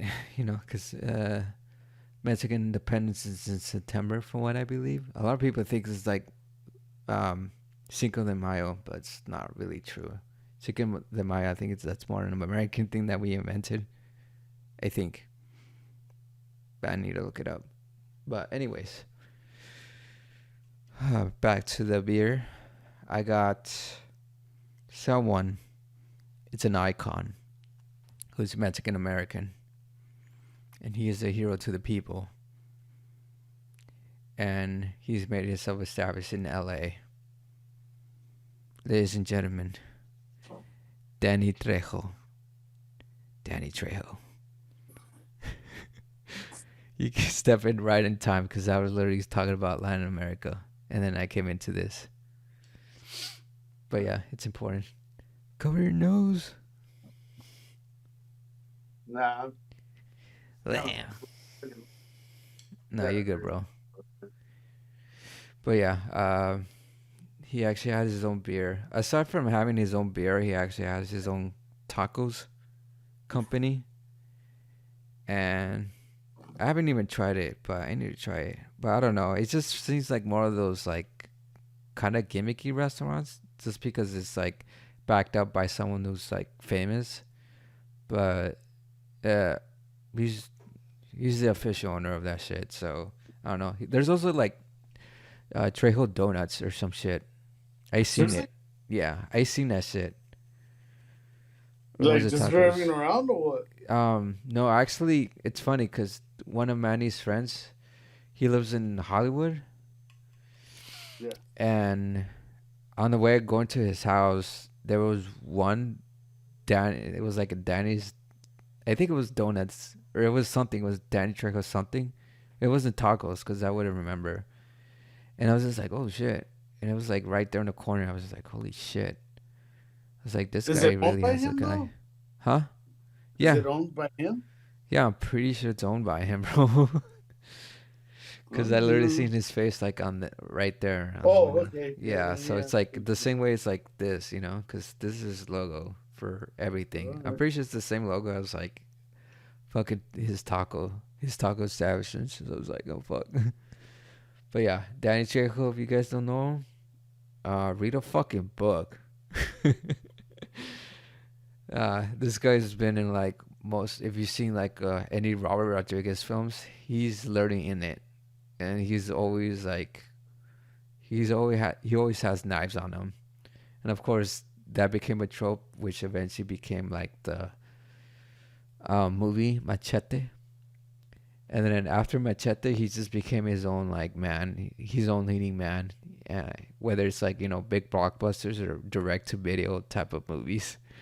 But, it's always entertaining. And of course, he shows up in like TV series and movies and stuff. So it's just like, oh, he's like popping all over the place. He's like, oh, if you see any of that movie, he's been in it type of guy.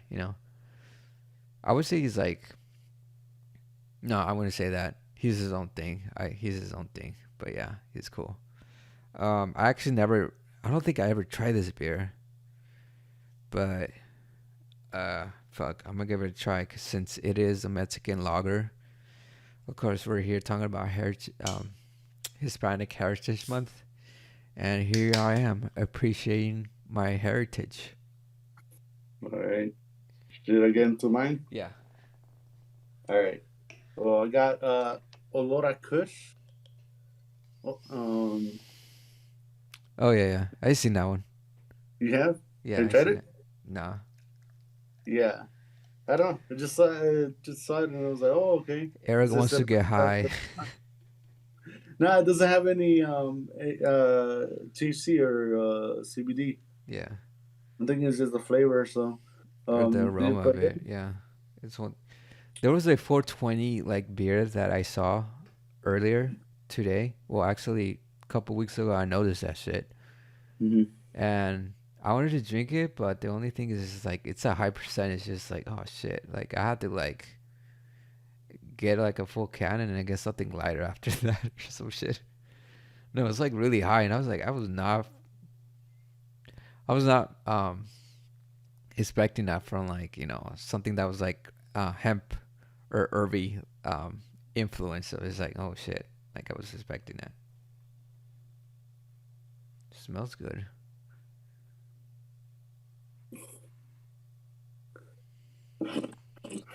All right, you wanna try this?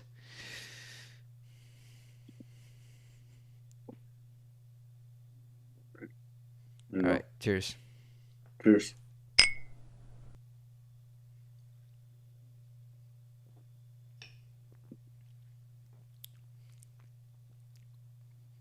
Oh, tastes like the one you had me try last time. Really? Remember? Oh, Yeah, so but a little this, bit more concentrated, like more. I don't know, like more of it. yeah. Oh, the beer You know? he's referring to is the Dank Dust from Elysian. So I don't think we ever had that in the show or introduced that in the show. I think this is something that was outside of the show. But yeah, yeah, Manny and I actually tried the Elysian Dank Dust outside of this show, and he gave me one bottle, and I was like, oh shit, and then uh, it's like the most smelliest, not smelliest, but the most like smell eccentric beer that I like ever tasted because it you really like smell the herbs, like the hemp herbs coming out of that beer as soon as you open it. Like there's some beers that you open it and you can smell like the fruity like hints of it, but Mm-hmm. this one like you as soon as you open it, it's like oh like that's so fresh. But yeah, uh, Yeah, yeah. So like literally when you open it, did the smell just like came out like the aroma just came out like yeah, straight up like that? yeah. I Holy shit! mean, Yeah, it's called Olor Kush, yeah, which is, Olor is, it's smell. yeah. It's, Definitely. and I, it's basically, it's to translate it, it's, smell of Kush. You get me? Mm-hmm. But yeah, Yeah. I believe. Did you get into yours before I came in? No, I was just talking about Latin American countries, cause Oh, we've okay. been yeah, Go ahead. because we've been focusing on Mexican American, cause yeah, we've been. I mean, that's our heritage, but we also have to think about the other countries too. Yeah. Yeah, how different dialects they have compared to us, and yeah, we can't understand each other. Anyways, kidding. Anyways, yeah, I just yeah, that was a good one. Yeah, my beer. Um, the smell of it is like it's pretty good. Um, from what I gather, it does smell. It does have this aroma of like a Mexican lager, but when I tasted it, it's like way more different than I expected. It feels a little bit more heavier. This one feels a little bit more heavier for some reason. It's not as thick, but it's like pretty golden and stuff. So it's like, but it's like a pretty low percentage from what it is, cause appropriate for like a lager like this. But overall, I'll come back to it. It's bringing a little bit of anticipation right there. But yeah, All right. um, do you want to go on your second one? Yeah. Let's see. Cerveza artesanal, olor a Kush. Es by Los Borbones Cervecería, Mm-hmm. brewed in Los Angeles. It's a hazy double IPA. Oh wait, we haven't gotten that detail. Yeah, thank you. Was the one you had me try? What's it called again? Oh, that was Dank The Dust. Legion. Elysian. It's by Elysian. Yeah, it's Elysian Dank Dust. Oh, Because okay. That Elysian was that. has their space dust, but the one that we try is a variation, which brings out the hemp around it. So that one's Yeah, called the Dank Dust, as appropriate. yeah. Was that one a hazy double IPA?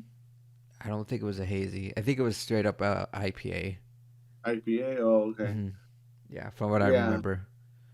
All right, 7.8 alcohol, ABV. Uh, says cosechando calidad. Says don't babysit it. Drink it fresh. Just because the government warning and uh, Yeah. brains to roll, oat sweet, hops, Citra plus Vic's secrets. And then brewing notice: this beer does not contain any THC or CBD, so don't trip. Yeah. Consumption of this alcoholic beverage may impair you, blah blah blah. All this. Um, real fatty for that. Yeah. But Um. yeah, Yeah, that's cool. I was looking at the ingredients of this one, and it has like different malts, and even has like pilsner malts, which considerably like this is actually more of a pilsner, and Modelo is actually a pilsner in itself. They call it light beer, but they do have like more of a German style of yeah, German style of a brew. So it kind of seems like they're kind of going on the same train on this with that from what I'm seeing, because it has that Tegnan hops. Lo- they have like lager yeast on it. Munich style one malt, which is light. Flake rice and all that. So it's like, oh, it's down. This is definitely interesting. That's why it kind of like tastes more different than I expected. So it's cool. I just realized like on top of it, it literally says like nectars from the Mexican gods. So it's like, oh my god, that's just funny. But yeah, yeah, man, that was cool. Um, you want to go back into it? sure, All right. You want to start off again? sure. Let's see. I'm gonna pick another film that was introduced to me by my mother. Actually, it's not a Mexican film, um, but it is a Latino film. Believe it's from Colombia, if I remember Oh, correctly. really? Maria llena eres de gracia. Maria full of grace. I don't know if Oh you've shit. seen it or heard of it. Maybe I might have to see that. Okay. I'm gonna look Well, it up that right now. one's a really, really good film. Um,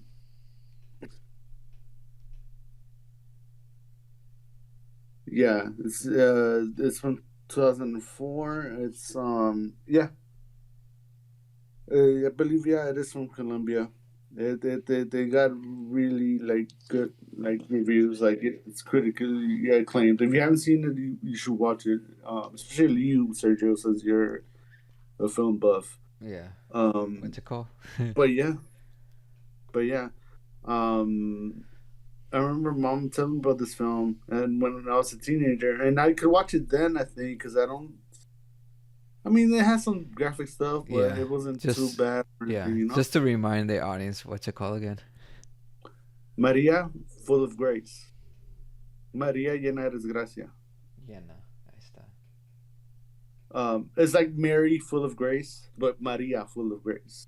Because the main character They is literally named have Maria. they literally have like a English translation to this, of course. Came out in 2004. Yep. Okay, yeah, I got the right one. Yeah. Yeah, Um. yeah, I haven't heard of this movie to be honest. Yeah, it's a really really great story. I don't want to spoil it, but basically it's about drug how they use people, mainly women, to to sneak to transport drugs into the states from Colombia. Yeah, It's the whole they have them swallow like balloons of like yeah, I drug know how that stuff. works.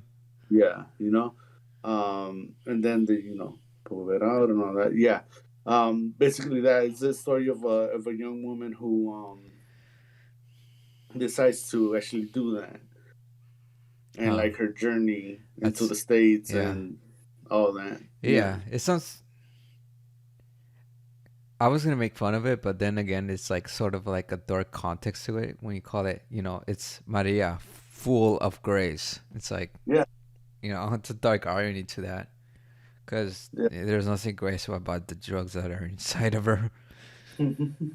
But yeah, yeah, I definitely heard about like people being mules for that reason, and it sucks when like one of the balloons pop, and then all those drugs are like being inhaled on you while they're going inside of you. Well, they're already No, inside of like you, yeah, you and it's like kind of scary. Like I seen some basically people. like Yeah, yeah. I see some I heard some horror stories about that shit. Yeah. In fact, one of the characters that does this with the character Maria, like Hmm. you know that happens to her, and Oh fuck. yeah, yeah, Damn. it's and there's this whole thing where she kind of contacts their family and doesn't tell them, and it's a really good film, really well made. I remember even my high school teacher who's like in Chicago mentioning it. He mentioned it during he taught us history during like history class. Yeah. Oh no, wait, I think that summer he was teaching us governments or some bullshit.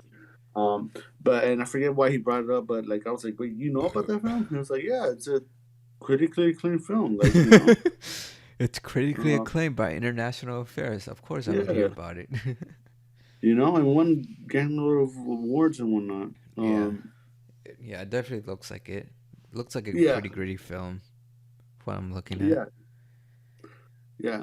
Um, it's a Colombian film, and I speak Spanish, so I didn't really have that much trouble, enjoying it or anything.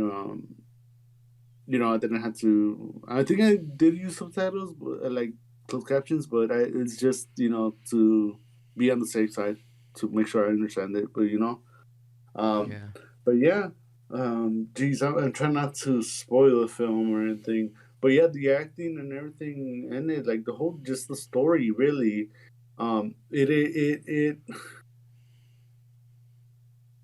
it really emphasizes how hard it is to even make it into this country, and once you make it here, it's like, It's still hard.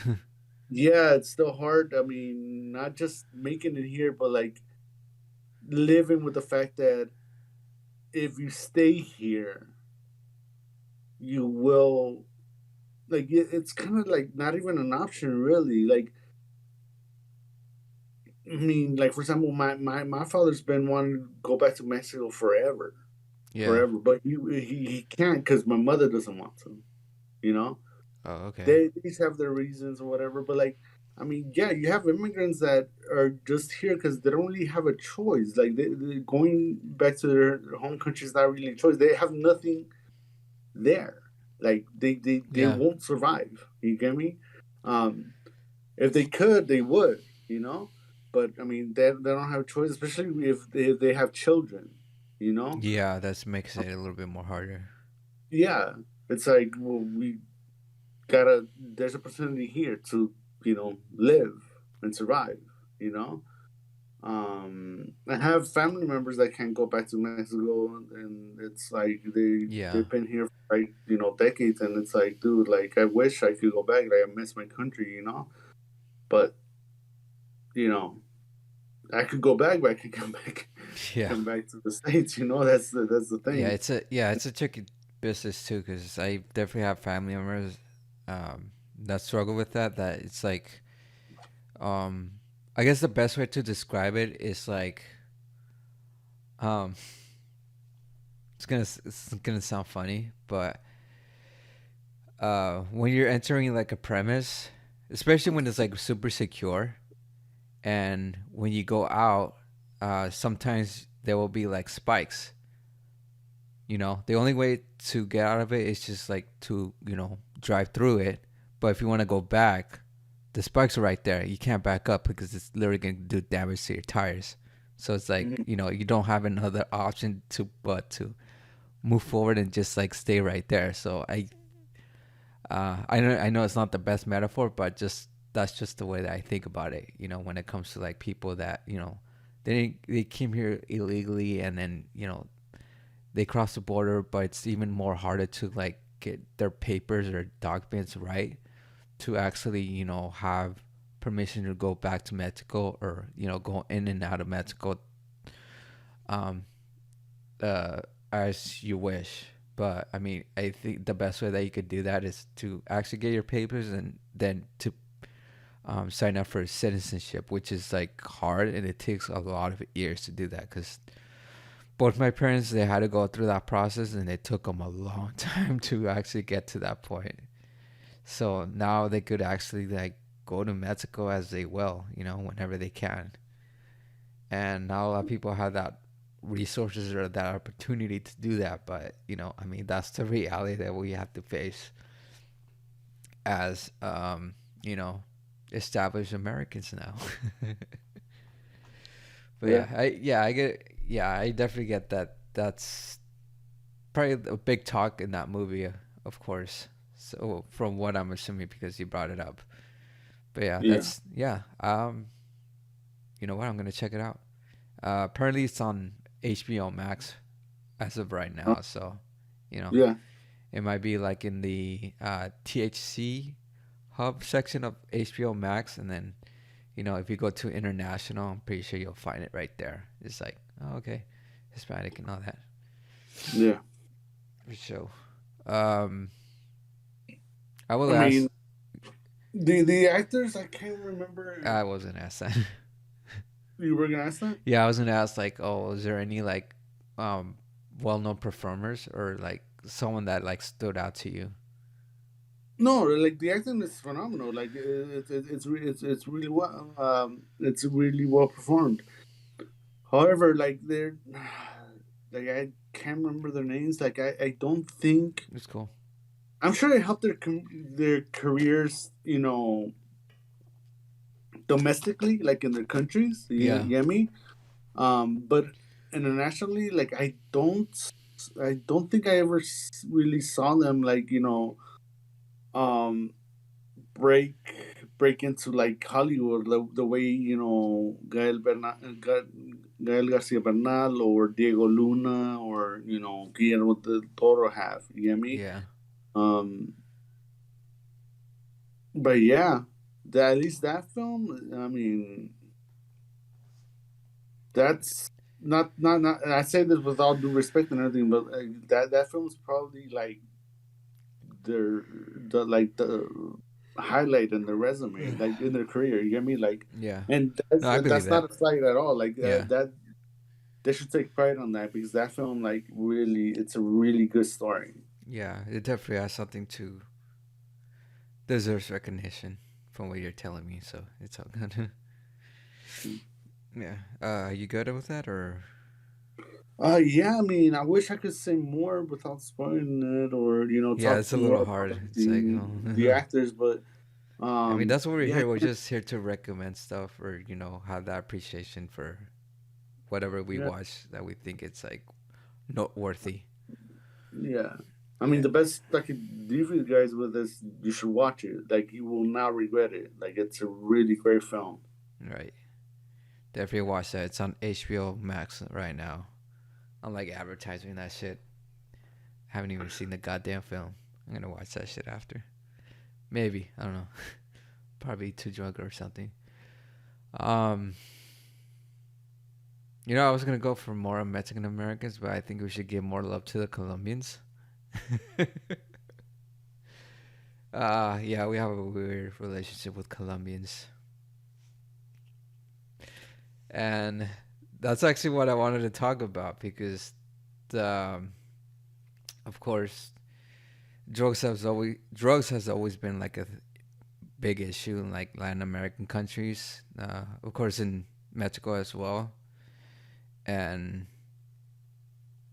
what I wanted to talk about is actually a really good TV series. If you haven't even watched this series, I think you should. Despite you guys, well, most of the films that we talked about does have like subtitles and all that. Well, I think except for the TV show. but um, this is something that I've always watched whenever it came out, and every time I watched it, my Spanish got better because I literally like fucking binge watch this shit. Of course, you could watch this in Netflix.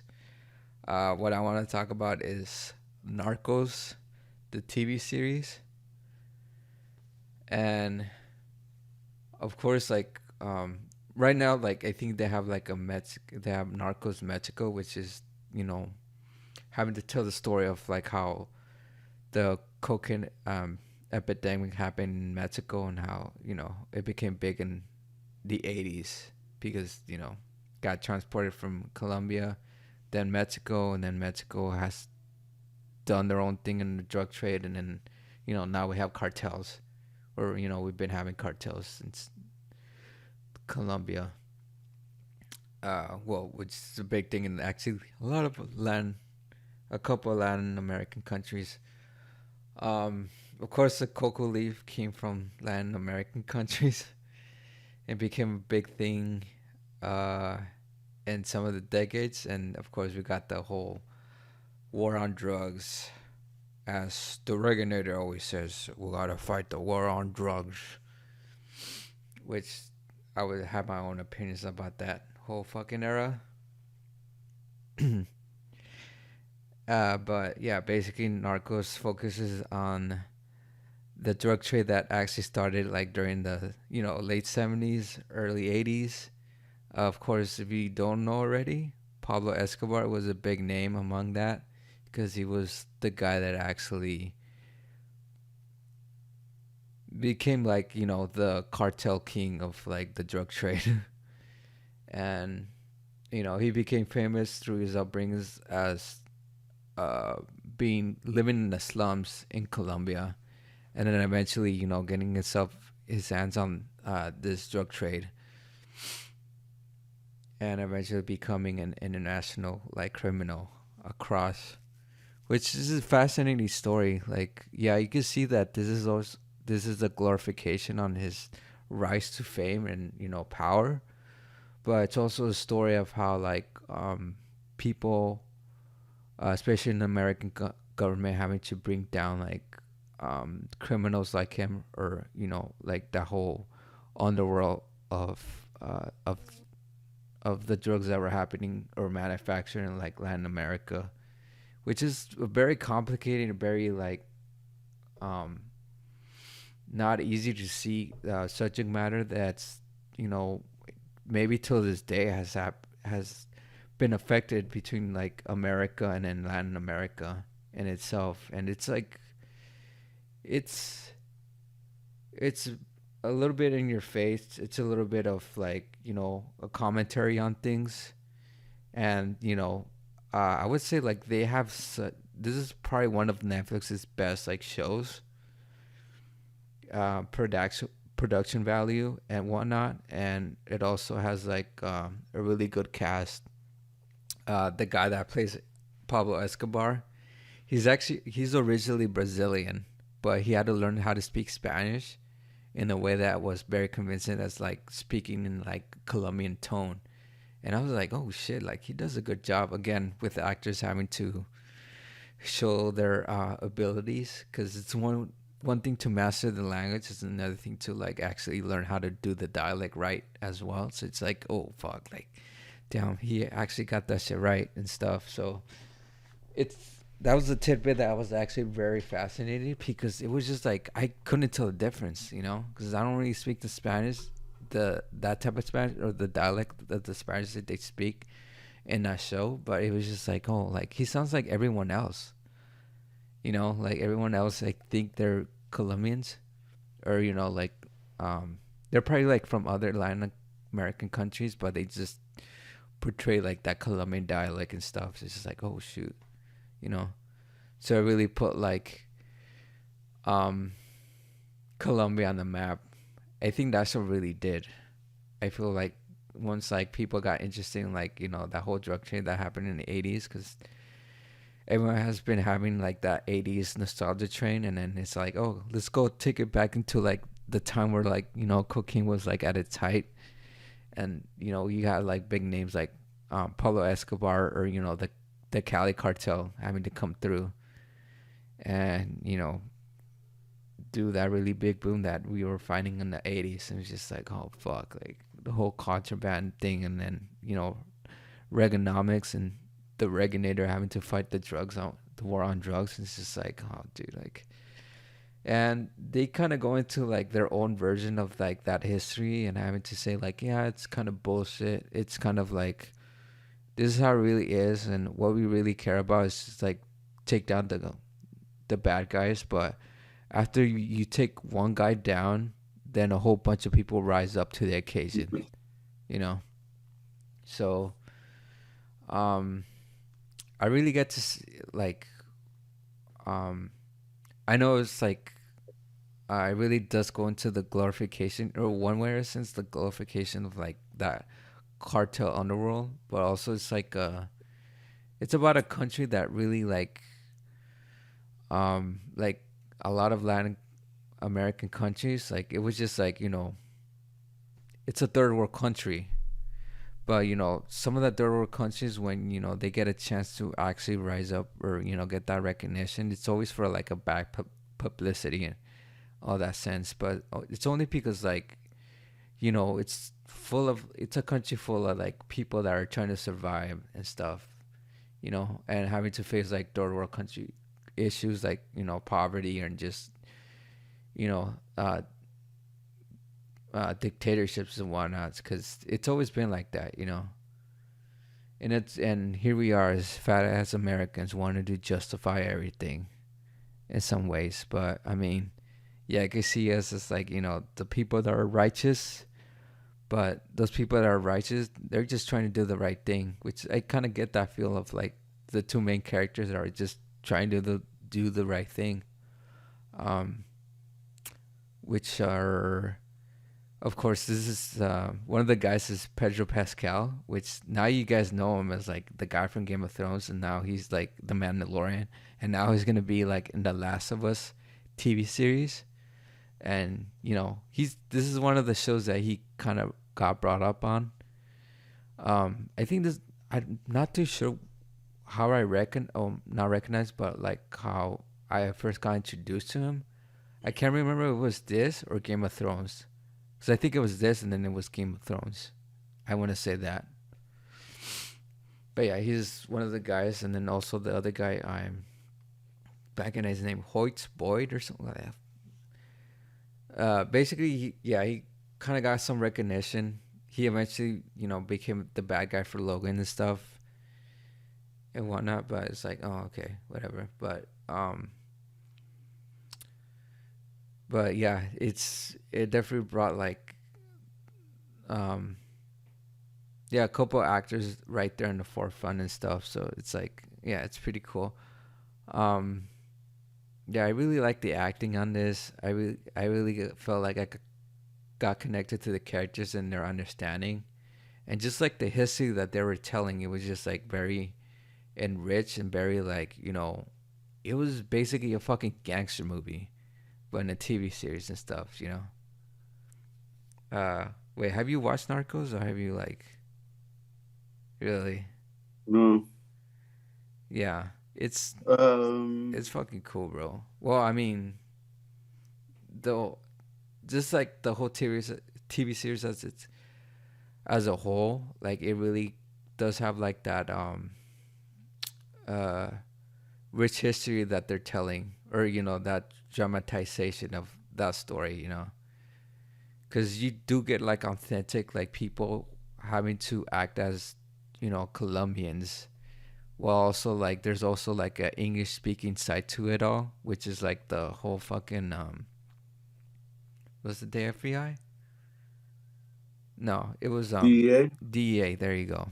Yeah, it was the DEA, and all those people having to take down like uh the the freaking cartel and everything. So it's just like, oh, okay. So you kind of get that sense of like both sides coming into it, but overall it's like you are telling, and you do have real shots of like Colombia, or I think some of it was like Colombia, some of it's like different countries, but it's overall they were trying to portray like a country that's like that does have that history of like that the war on drugs and stuff. So it's like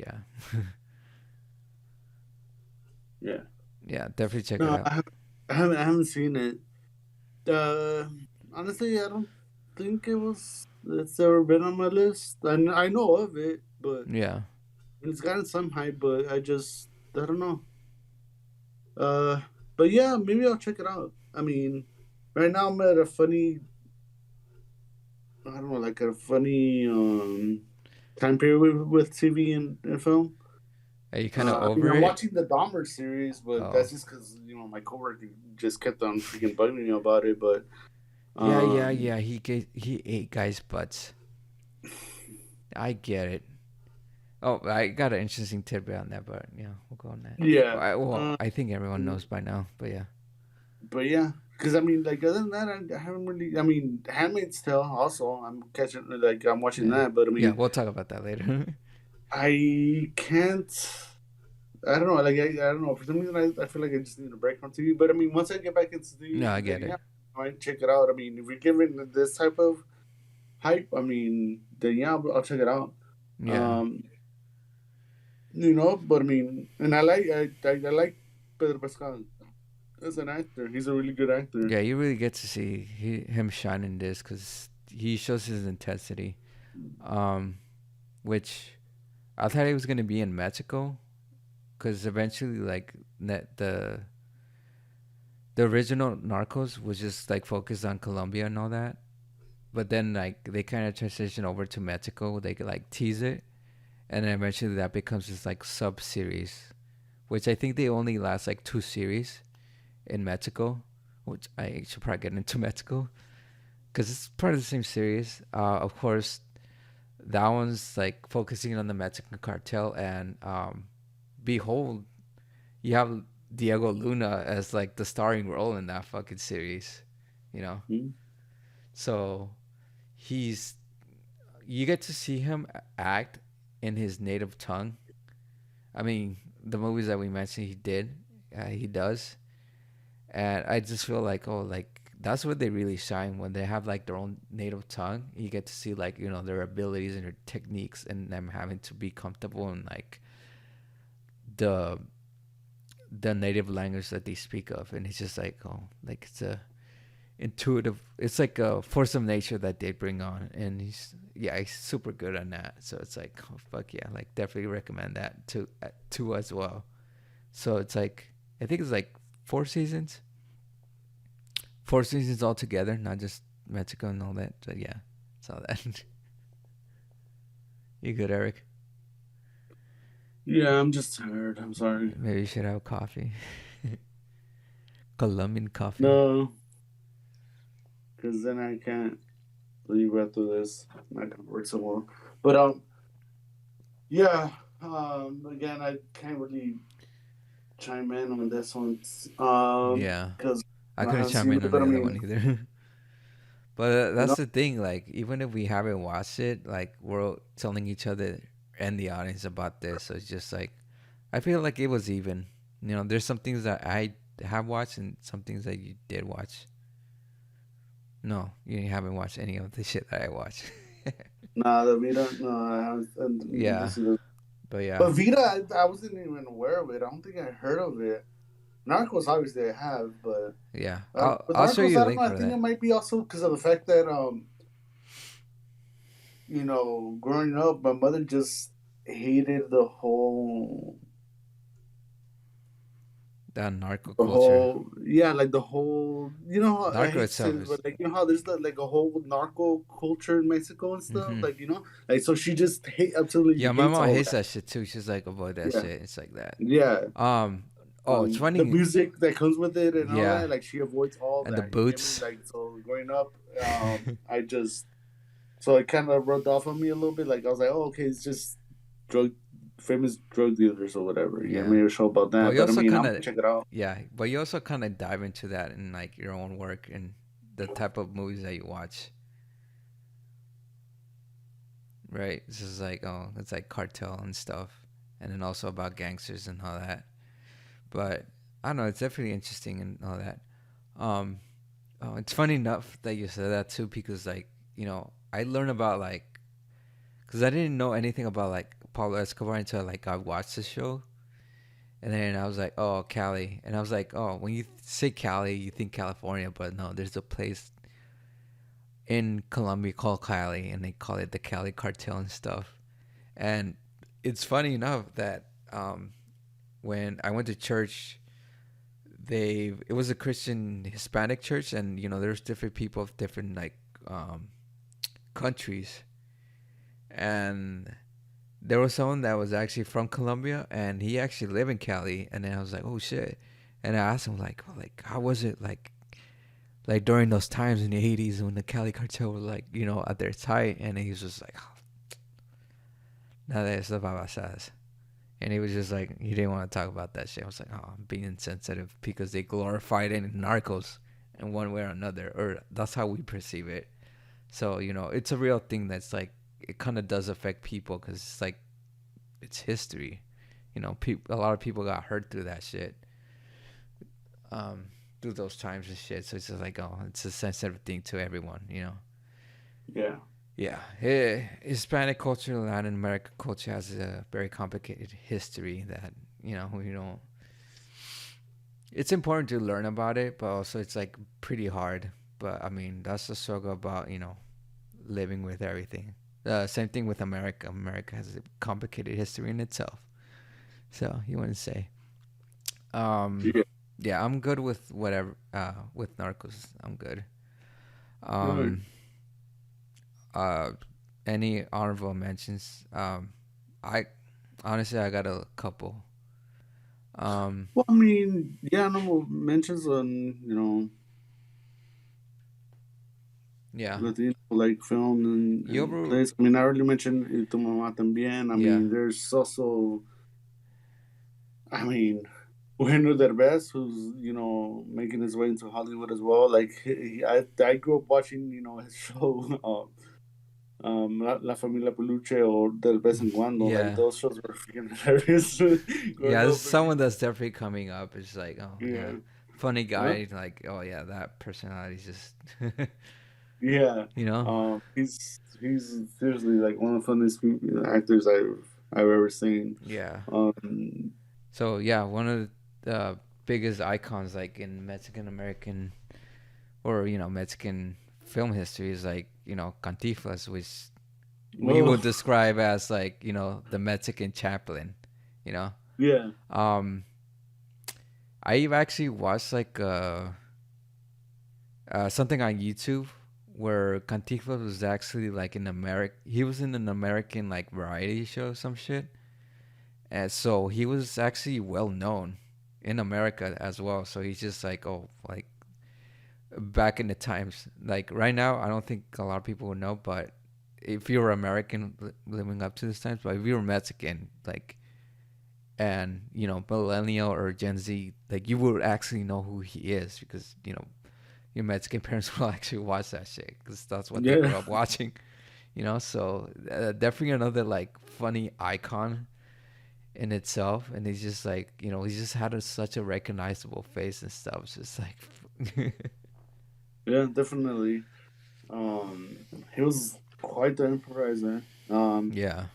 I remember they made a movie about the Cantinflas. I think it Mm-hmm. was an American film as well. Mm, I don't really? know if you saw that or heard about that, but I think yeah, I I might have remember heard about watching that. some of it. Huh?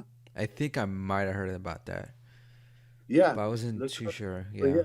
yeah, like it was a biopic of Cantinflas. Oh shit.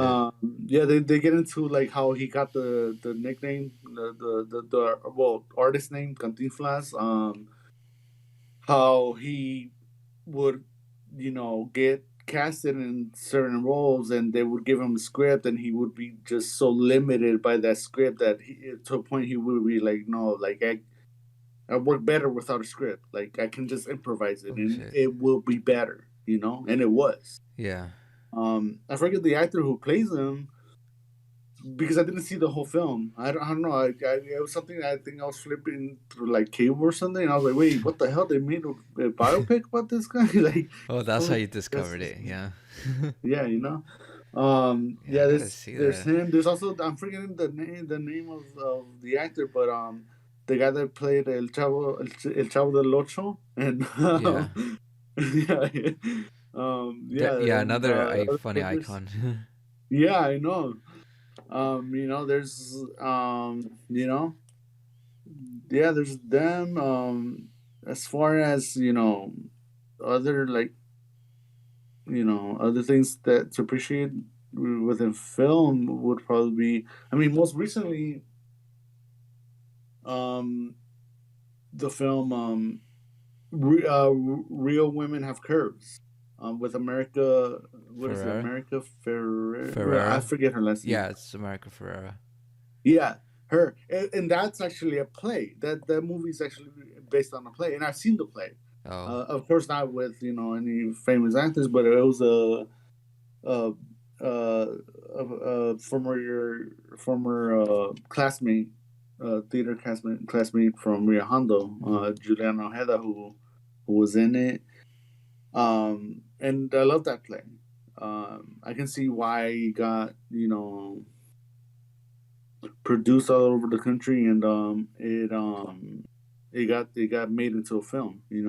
Mhm. Um, there's I don't know. There's comes. I mean, if let's talk about Brazil for a minute. There's the movie City of God, Yeah, which that was I'm a good one. I was gonna yeah, mention that, which but yeah, I'm sure you've seen. You get me? yeah, That's I mean, I don't speak Portuguese, obviously, but that stopped me from enjoying that film. I've seen that film at least twice. It's been yeah, I years seen though. it twice too. Like one where I could barely remember, and then recently I watched it like less than a year ago, and it Mm, was just like, oh shit, like I forgot so much about it, but I was like, oh, now that I'm like a little bit older, I see like the appeal for it a little yeah, bit more. So it's like, oh, that's interesting. Um, that's I will one say hell. just, yeah, I will say just to be fair, like Brazil wouldn't have to, it's not really considered to be like Hispanic country because it's more Portuguese, and Portuguese is a different language. But um, Yeah. honestly, this something still a fucking movie well worth mentioning. Yeah. You know, even if it's Um, like not in that category, but it's like it's definitely foreign and it's definitely something to watch because it's about the slums and the upbringings of like different people, how they take their experiences very differently and stuff. So yeah, right there, yeah. right there now. Um, yeah. There's that. Um, I mean, there's a You couple ever of films. you ever watch Mi Familia? Mi Familia. Yeah, Remind me who's in it it or has what? Edward James Olmos is in it, and it's basically about like the story of like Mexican American family having to cross the border, and then um they see him. Well, it's basically Edward James Olmos having to narrate the story of his parents having to come over, and also his brother. And then there's like a whole bit where um, Jimmy Schmidt from Sons of Anarchy is actually in that movie, and he basically plays like a thug that will like so I wouldn't say like truly like fully a thug, but just someone that's like is gang affiliated until he gets like he gets out of that life eventually. But it's like a whole chronicle of like following that family. Yeah. Yeah, I Um. don't know if that sounds familiar to you or not, but uh, no. When did it come out? that shit came out in the '80s. Oh wow. Yeah. Um, no, I hadn't heard about that, but I'll keep Oh, my yeah. eye out on it. I'll keep a lookout for it. Wait, have you ever seen El Norte? El Norte. Yeah. Nah, Okay, so neither. it's like the same director as that. So it's like okay, but yeah, he's yeah. There's a couple his Mexican American movies that came out in the '80s. That was cool. But actually, both those movies got directed and produced by the same people, by the same guy as the same guy that made like the Selena movie that came out in '97. The one with Jennifer Lopez. Yeah. Yeah, Okay. yeah, Yeah, I was about to mention Selena since you brought up yeah. Edward Let's James talk about Olmos. Selena then. You know, no, I was just gonna bring it up, like, that Yeah, was a great film and everything. yeah. It's a good Um, movie. It's hmm, yeah, it's a good movie because it does chronicle everything like how it was, how we understood it to be told.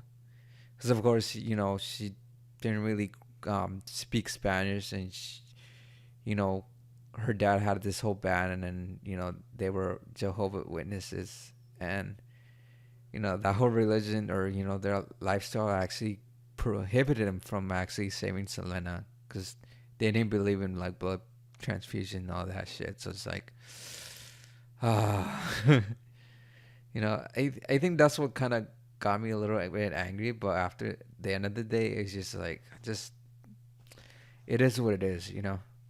Especially with the whole Yolanda thing, it's just like Chris fans. She was just, she just had mental issues and all that, so it's like, oh fuck. But then I don't know. I'm just rambling on mhm. with this whole Selena history. Yeah, I mean, yeah, great film. I mean, I haven't Yeah, it was seen, but good. I've heard horrible things about the Netflix Yeah, I series. heard that too. I heard it was just like, oh, it's more focused on the dad and the son, which just has nothing to do with Selena. But the girl who plays her, um, she looks good in that part. I don't know how she is acting wise, but she looks the part. Which, from what I understand, she's the girl from The Walking Dead. Yeah, Yeah, so I was like, okay, I do yeah, believe the one she. that plays Rosito. Yeah, I do believe uh she probably did a good job on it. I haven't seen it myself, but I'm pretty sure she did a good job on it. I mean, yeah. Uh, let's see a couple plays. Zuzu, I heard about which that. Edward James almost was in it, and Yeah, back in the yeah, I heard and about that. recently I saw Demi Bichir play the role back in 2016, I think. Wait, Um, wait, who? Demi Oh, Bichir, really? yeah, Oh, shoot. I saw him on stage. Yeah, do his thing. Um, Wait, so you saw him play that yeah, I saw him up close? Oh play shit, that's play. cool. Yeah. Oh shit. Uh, yeah, I mean, dude, a lot of actors have a theater background. Like I Yeah. seen Danny DeVito on stage. He did Mm. Neil Simon's The Sunshine Boys. This was back in 2013, 2014. Oh, you saw it personally? Damn, that's cool. Yeah, I think they were both at the Marte Perform. Both Suzu and Sunshine Boys. I saw at the Marte Ooh, Perform. that's fucking cool. Yeah. But yeah, there's those two plays. There's also one other play, which is my favorite play that I just recently saw again. They did it. They did it back in Rio Hondo too. It's by Nilo Cruz. It's Anna. I'm sorry, Anna in the Tropics. Anna And in the the tropics. Tropics. I heard about that play, but I Yeah, never seen it myself. So I was like, yeah, it's a great play. yeah, It I delves believe into that. the history of, like, um, Hispanic, immigrants and everything back in the early 20th century, I think. It's about a family who owns a cigar factory, and, like, they it's really detailed on the historical facts, like how they used to hire um, readers Hmm. to read books like novels and stuff to, like, the factory workers while they roll, like, well, in that factory, like, while they roll, like, cigarettes, because that's the whole thing about, like, that family and their company, like their I'm sorry, their cigars, not cigarettes, their cigars were hand rolled. You get me? And like how um some people, but even back then, they were pushing for machines Yeah. for them to, you get me, for hand rolling was gonna go out of date, and yeah, pretty much did, and machines, were to take over and everything. Really Yeah. great play, but yeah, Yeah. I mean, we're gonna be here all night if like we can mention I know. stuff like Well, that. just to our curiosity, just on that play, do what country do they um what country is it based on? Or I believe it's Cuba. you believe it's Cuba? No, it's in Florida, I think. Like, if I remember correctly, I think it's in Florida. Like, but Cuban immigrants. Okay, so it's like focusing on that specific group. Yeah, I believe so. Yeah. Um, yeah, Cuban immigrants just you know making a living in America and The American trying dream. to you know mingle in. You know. Yeah. Speaking of Cubans, I think it's very important to mention the very importance of a very good film that had to do with like the whole Cuban exile crisis, or that whole deal that happened in the 50s, and affected a lot of immigrants having to come to like Florida. And this film was called Scarface. No, just kidding. Everybody knows it's not authentic. But yeah, it's funny that we had like actors act as Hispanic like characters, and they just like looking back at it, it's like yeah, you could say it's racist and stupid and whatnot, but I mean, there's some films that just stay with you, despite inappropriate, the culture inappropriateness. But not for reals. I would say other films that I would mention. It's not like super serious, but just going more on the funny side. I would say like with John Leguizamo, like him being in like films like The Past or Carlitos Way, like really they show like a representation of like Puerto Ricans in America, especially like in the East Side stuff. So it's like, oh, like it's cool. And then also, yeah, The Pest, yeah, it's stupid as fuck, but they also make commentary on just like that, Yeah. on racism and classism and just like colonialism in itself is stuff. So it really kind of speaks on that, but also like being like a Puerto Rican gangster in Carlitos Way, which, oh, I kind of hate that character in that movie. I won't spoil anything, but just watch that movie. It's a really good movie. Again, Al Pacino. I don't know what John it is, like man. Yeah, although he's just being that's Hispanic. yeah, John Leguizamo, like he's quite the icon himself too. Like Yeah, he's had quite this. His main success is has been the one man shows he does, and yeah, he's great at it. He's yeah. like a And genius. you just learn about that shit. Yeah, And he definitely has is a personality that just has something to say. Even if it's just something silly as the past, or his one man shows. Uh, what was this? What was his special called? The history of what? oh, Latin history for morons. Yeah, there you go. I didn't get to see that live at I the yeah. more. Damn, I missed out on that. But Oh I heard it really? wasn't It was. like he had made some changes on it, Oh okay. and it wasn't quite the same as the Netflix show. Which I No. mean, yeah, It would have been interesting to actually watch it live and then just see the Netflix special to see the differences, like well, what yeah, he did. that's the order I prefer it. But I mean, they didn't bring it to LA. I think till after the Netflix special. But yeah, I remember some people watching it and they were telling me, yeah, he made some changes.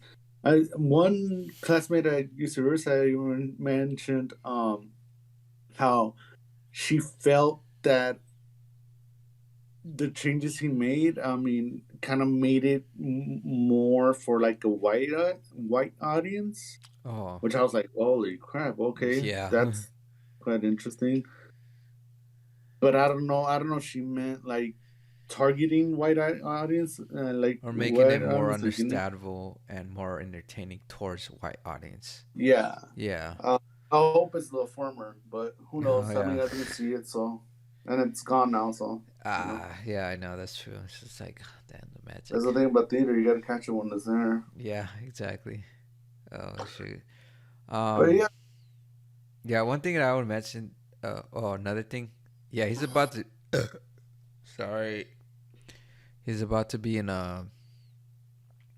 Yeah, he's about to be in a new movie. I just saw him in a trailer for a new movie. It was called Violent Nights, and it's basically like a thriller with Santa Claus, and then he's like one of the bad guys and stuff. So it's like, oh, Oh, I'm glad to see him in that and stuff. You know. yeah, definitely. Yeah. Just okay. Two more things to mention. They're both animated. Coco, Oh, which if obviously. yeah, which obviously like we're coming into like well next month we're coming into Dia de los Muertos. So it's definitely a movie that made an impact in like Mexican American culture. And they actually, when I watched that movie, they really did the research and shit. Like, I laugh at all this shit that was like, insider with like Mexicans, with chancla and all that. But also freaking like just our relationship with death and what the other muertos actually means to us. So it's just like, they really like hit that shit right on the nail on that, you know?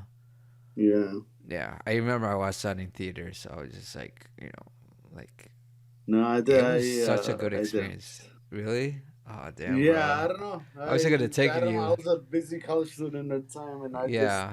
yeah, I saw it years after it came out. Oh I really? remember people telling me, "Oh, dude, you gotta watch Hong." I'm like, I know. Yeah. And I finally watched it. I was like, "Holy crap!" That's Yeah, one of the things about movies. You kind of need to catch it at the time to get the hype. No, because no, that's yeah, when I you understand. actually really Like do get the it's a experience. great film. Like I Yeah. got it. Like, since I saw it. But I mean, says that they didn't see it at an actual theater. Like that makes a difference. But yeah, Yeah, it definitely does. Yeah, I think the experience really does make the difference because when I first saw it in theaters, I know like everyone right there was Hispanic, and we all laughed at the same jokes and laughed like at at the different scenes that was very much like culturally related to Dia de los Muertos, especially with like loved ones and stuff. We obviously got that the main character, not main character, but the villain. Well, what turns out to be the villain was like supposed to be like a stand-in, or like a Vicente Fernandez type of character, or Pepe Aguilar type of characters, because he was the big superstar that sang, but also starring his own movies. So it was just like, oh, like we seen those type of guys, like those actors, but what if he's like the bad guy, you know? And the good guy is actually like the little guy that chokes on the fucking chorizo, and that's funny to us because again, that's another joke. It's like, oh, he choking on a piece of chorizo. No, I didn't. It turns out it's like there's a whole wait, different did he story right choke on there. it, or did he get like food No, poisoning he from got it? food poisoning from that. I was trying not to spoil it, but yeah. Oh shit, my So it bad. became like a running gag that was between us, and it was just like, oh, okay, that's funny. But then it's like we get deeper into it. That's not true. So it's like it's like the funniest way to die in that sense, and that became like the running joke of it. Yeah. So it's like, um, yeah, it's something that really hit home. I know it really hit home with Manny because, uh, you know, the whole aspect with Miguel having to play guitar. Manny got to play guitar when he was little, so he kind of saw himself into that. So Yeah, so he's just like, yeah. And then I got to see myself like, me having to got to know, like, I'm very fortunate to know who my grandparents were, even if like they were in a different country. we were able to make it work, and I was able to meet them. Like I met my grandparents before I even met like the rest of my family from my dad's side. So it's just like, oh, okay, so all I know is like them, but then there's also like an extension of them. It's just like, oh fuck, like that's a whole different family on the other side. Cause there was only like 3 families that were living here, 3 brothers that were living here in America, and there was like 10 more fucking siblings out there with like their own families. And then I was like, do you look like us? But just different. And it's yeah, it definitely brought like a whole different like thing. Well, I got sidetracked, but yeah. All But right. yeah, that's what I got from it. Just like um, generations of families having to come together. You know, you have like your mama Coco, whose mom like, you know, I'm not gonna give anything away from that. But it's a generational thing that we hold as endearing, and a deep and complicated history that comes between families. So it's like, oh, it rings very true on that. So yeah, like Coco's like, it really hit it right there. um, Shit, what was the other one? Coco just takes it all. Uh, Was that an animation film? yeah, it was an animation. I don't know why I forgot about it. It was just like on top of my head. Ah, fuck. Was it the whole? Was it the one with We don't talk about Bruno. There you go. That's the one. What's it called again? Encanto. Oh, okay. Yeah, I haven't seen that one. I'm sorry, Yeah. but I just know because of that song. Because yeah, Yeah, they sing uh, it uh, relentlessly. Yeah. It's funny because the, my dog is named Bruno, and we don't speak about him. No, another movie about complicated generational history and trauma right there. This is more based on like Colombian lore. So it's just like, you have to watch it. It's really fun. Definitely brings like the heritage out there. Very inspirational in the design of the characters and design of their costumes. And yeah, it's definitely a lot of fun. You get to see the different complexities in that family, which rings true because there's some lighter skin to like darker skin family members. So it's just like, that's how it is in Latin America. There's colorism in that, and everywhere you go. Like, that's the real thing. So again, yeah. Yeah, definitely a watch. Um, I was thinking of dressing up as Bruno for Halloween, but my hair isn't that long enough, so I'm just gonna be Diego Luna. I'm gonna dress up as Diego Luna from the Star Wars series. I don't know. I'll probably be casting Andor or something. Yeah, cause this was good. Yeah. By the way, you don't watch that series, right? Ender. Yeah, Andor. No, I haven't seen it. Uh, I don't know. I haven't seen anything past the Mandalorian. really? Yeah, I Eh, didn't see fair. the Boba Fett. Oh I yeah, didn't Boba hear Fett. good things about it either. Yeah, that was actually produced by Robert Rodriguez. Boba So Fett, yeah, Boba the Fett. Book of Boba Fett. Oh. Yeah, so it's like that. Again, Robert Rodriguez.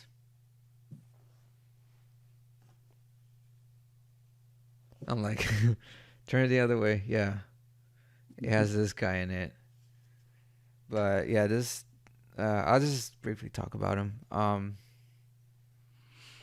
He started off with a little movie called El Mariachi, and it's basically Desperado, but with less money.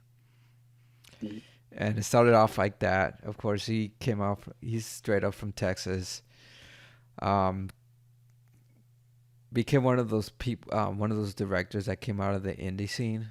Of course, coming out of the indie scenes like the Coen brothers, Tarantino, of course, which he's always a collaborator with them. And yeah, he was like the only Mexican American director I could think of that a lot of people look up to, even myself, because his films is like very stylized and very like visually stunning, and also just like just hyper violent and all that. It's like pure entertainment.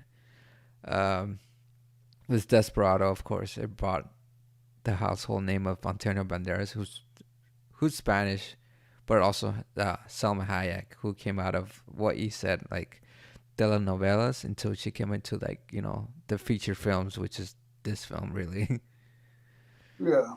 Yeah, but yeah, it's cool because you get to see someone that's like knows the heritage, but also like wants to just do fucking cool ass movies as well. So you get a little bit of both because most of us Mexican Americans directors, yeah, we want to bring our own culture. We want to do shit cool, and I think like he's like the perfect director that makes his bullshit very well. So it's just like, oh, I'm glad to see someone that's doing that shit. Even to this day, like I think his latest movie is The League of Battle Angel, and that was like only a couple years ago. But everything's entertaining. Yeah, definitely. Mm-hmm. Sorry. Yeah. All right. Well, I haven't seen Encanto, so I can't really chime in on it. Sorry. Yeah. I just know about that song. And it was a big deal with my nephew. Yeah, it got Like, kids. It literally target kids like very well with that song. It's just like holy shit. yeah. So it's something to relate to. But I mean, I guess we would just like have that end note on that. We could always do it next year and talk about more shit that we discovered. Yeah. All the movies that we talked about. If we ourselves haven't watched it, we'll definitely check it out. But definitely, if you guys haven't like checked it out, then fucking check it out. There's this, you know, Hispanic Heritage Month, and you got a lot of variety of like different talent that are like in movies, in whether they're in their own respective countries producing those films or producing it here in America. It's all great. So come and appreciate that. You know, no matter where you come from, talent really doesn't come somewhere particularly. you know, it's all good. We're all artists here, so we understand. Yeah. Yeah. Anyways, this has been a good one, man. Um, is there anything else you want to mention just before? Don't want to be rude. No, I mean, we didn't get to rate this one, so let me just rate it out of 5. All right, the rating. I don't know. I'm not the biggest fan of it, to be honest with you. It's a little too, like, I don't know. I don't know if pungent's the right word, but yeah, like, too. Punch. I'll take your word on Yeah, it. like, huh? Yeah, I'll take your word on it. It's like punch. Yeah, I mean, you might like it, and Manny might like it. Maybe. Yeah, because I mean, I end up buying a 4-pack of these because I can't find them singles. Yeah, it's cool either way. And I don't drink that often. Like the beers that I had for the last episode that I was on, I still have them. Really? Yeah, like 3 of them. So I'm thinking like if they're still here when you come back I when you hope come not. home, like yeah, I'll probably just stop by your pad with them. And if Manny's there, he can try them as well. Yeah. Yeah, I mean, beer you could store for like a good while. Yeah. Yeah. I think the longest beer I ever hold was like 10 months, I would say. Yeah, probably. It was still good, so it's like, yeah. Yeah. Yeah, either way. With Manny, I don't know. That shit doesn't last in his house. I'm kidding. Not to discriminate. I'm sorry. All right, man. This has been a good one. Well, one last thing before we leave off. I do want to say that, as far as school is going, I haven't told Erik about this either. Well, kind of did. But I am, yeah, producing a student film right now. And it does involve with like Hispanic characters, though it revolves around a family of Mexican Americans having to leave their home in San Francisco in the Mission area. So, it's a story that was conceived by a fellow student filmmaker here. So I'm gonna help him do everything I can to help him make that reality and make that film and produce that film. So look out for any. So we're gonna actually do like a GoFundMe for that. No, not a Indiegogo for that. And I will give you the link and more information as we go about. I'm gonna announce it now that we're gonna actually make a short film on that, and we're gonna try to bring it to critical acclaim and acknowledgement across, because I do feel like it's a very important film about grief and culture and having to deal with the changes that people go through, because that's life, really. So I believe in the project and I really like the project. So me as a student, we're learning how to do and produce like films as it is. So I'll give you more information as it goes, but for now, stay tuned as much as you can so you can get that information coming at you. And I would like that support, and I thank you for watching for this. And Erik, I thank you for joining us on this one. Yeah, anytime. Yeah, so I really wanted to do this episode, especially with me having to being more in tune with my own culture, my identity of that culture, and me having to look up to people who share the same background, or if not are part of that same like cultural background, if not, because part of the Latinx film club in my school. So I'm being more in touch with like that base and all that. So yeah, I'm proud of all that. So, and neither should you if you guys share the same background. So happy Hispanic Heritage Month. Until next year, we'll probably bring on another one, much better, much bigger, much longer and uncut. And this has been a good one. So thank you for listening or watching us. And you can reach us out when you can. So again, thanks, Erik. Yeah, anytime you need me. Yeah, no. So this is Sergio. That's Erik signing out. It's been good, and thank you for everything. So yeah, everything that you heard, just go ahead and just like, that's a recommendation. Go ahead and check that out. You can reach us out on Golden Craft Cast on IG, Golden Craft Cast on gmail.com. I think he changed it. But overall, just reach out, rate, subscribe. All right. Thanks, y'all.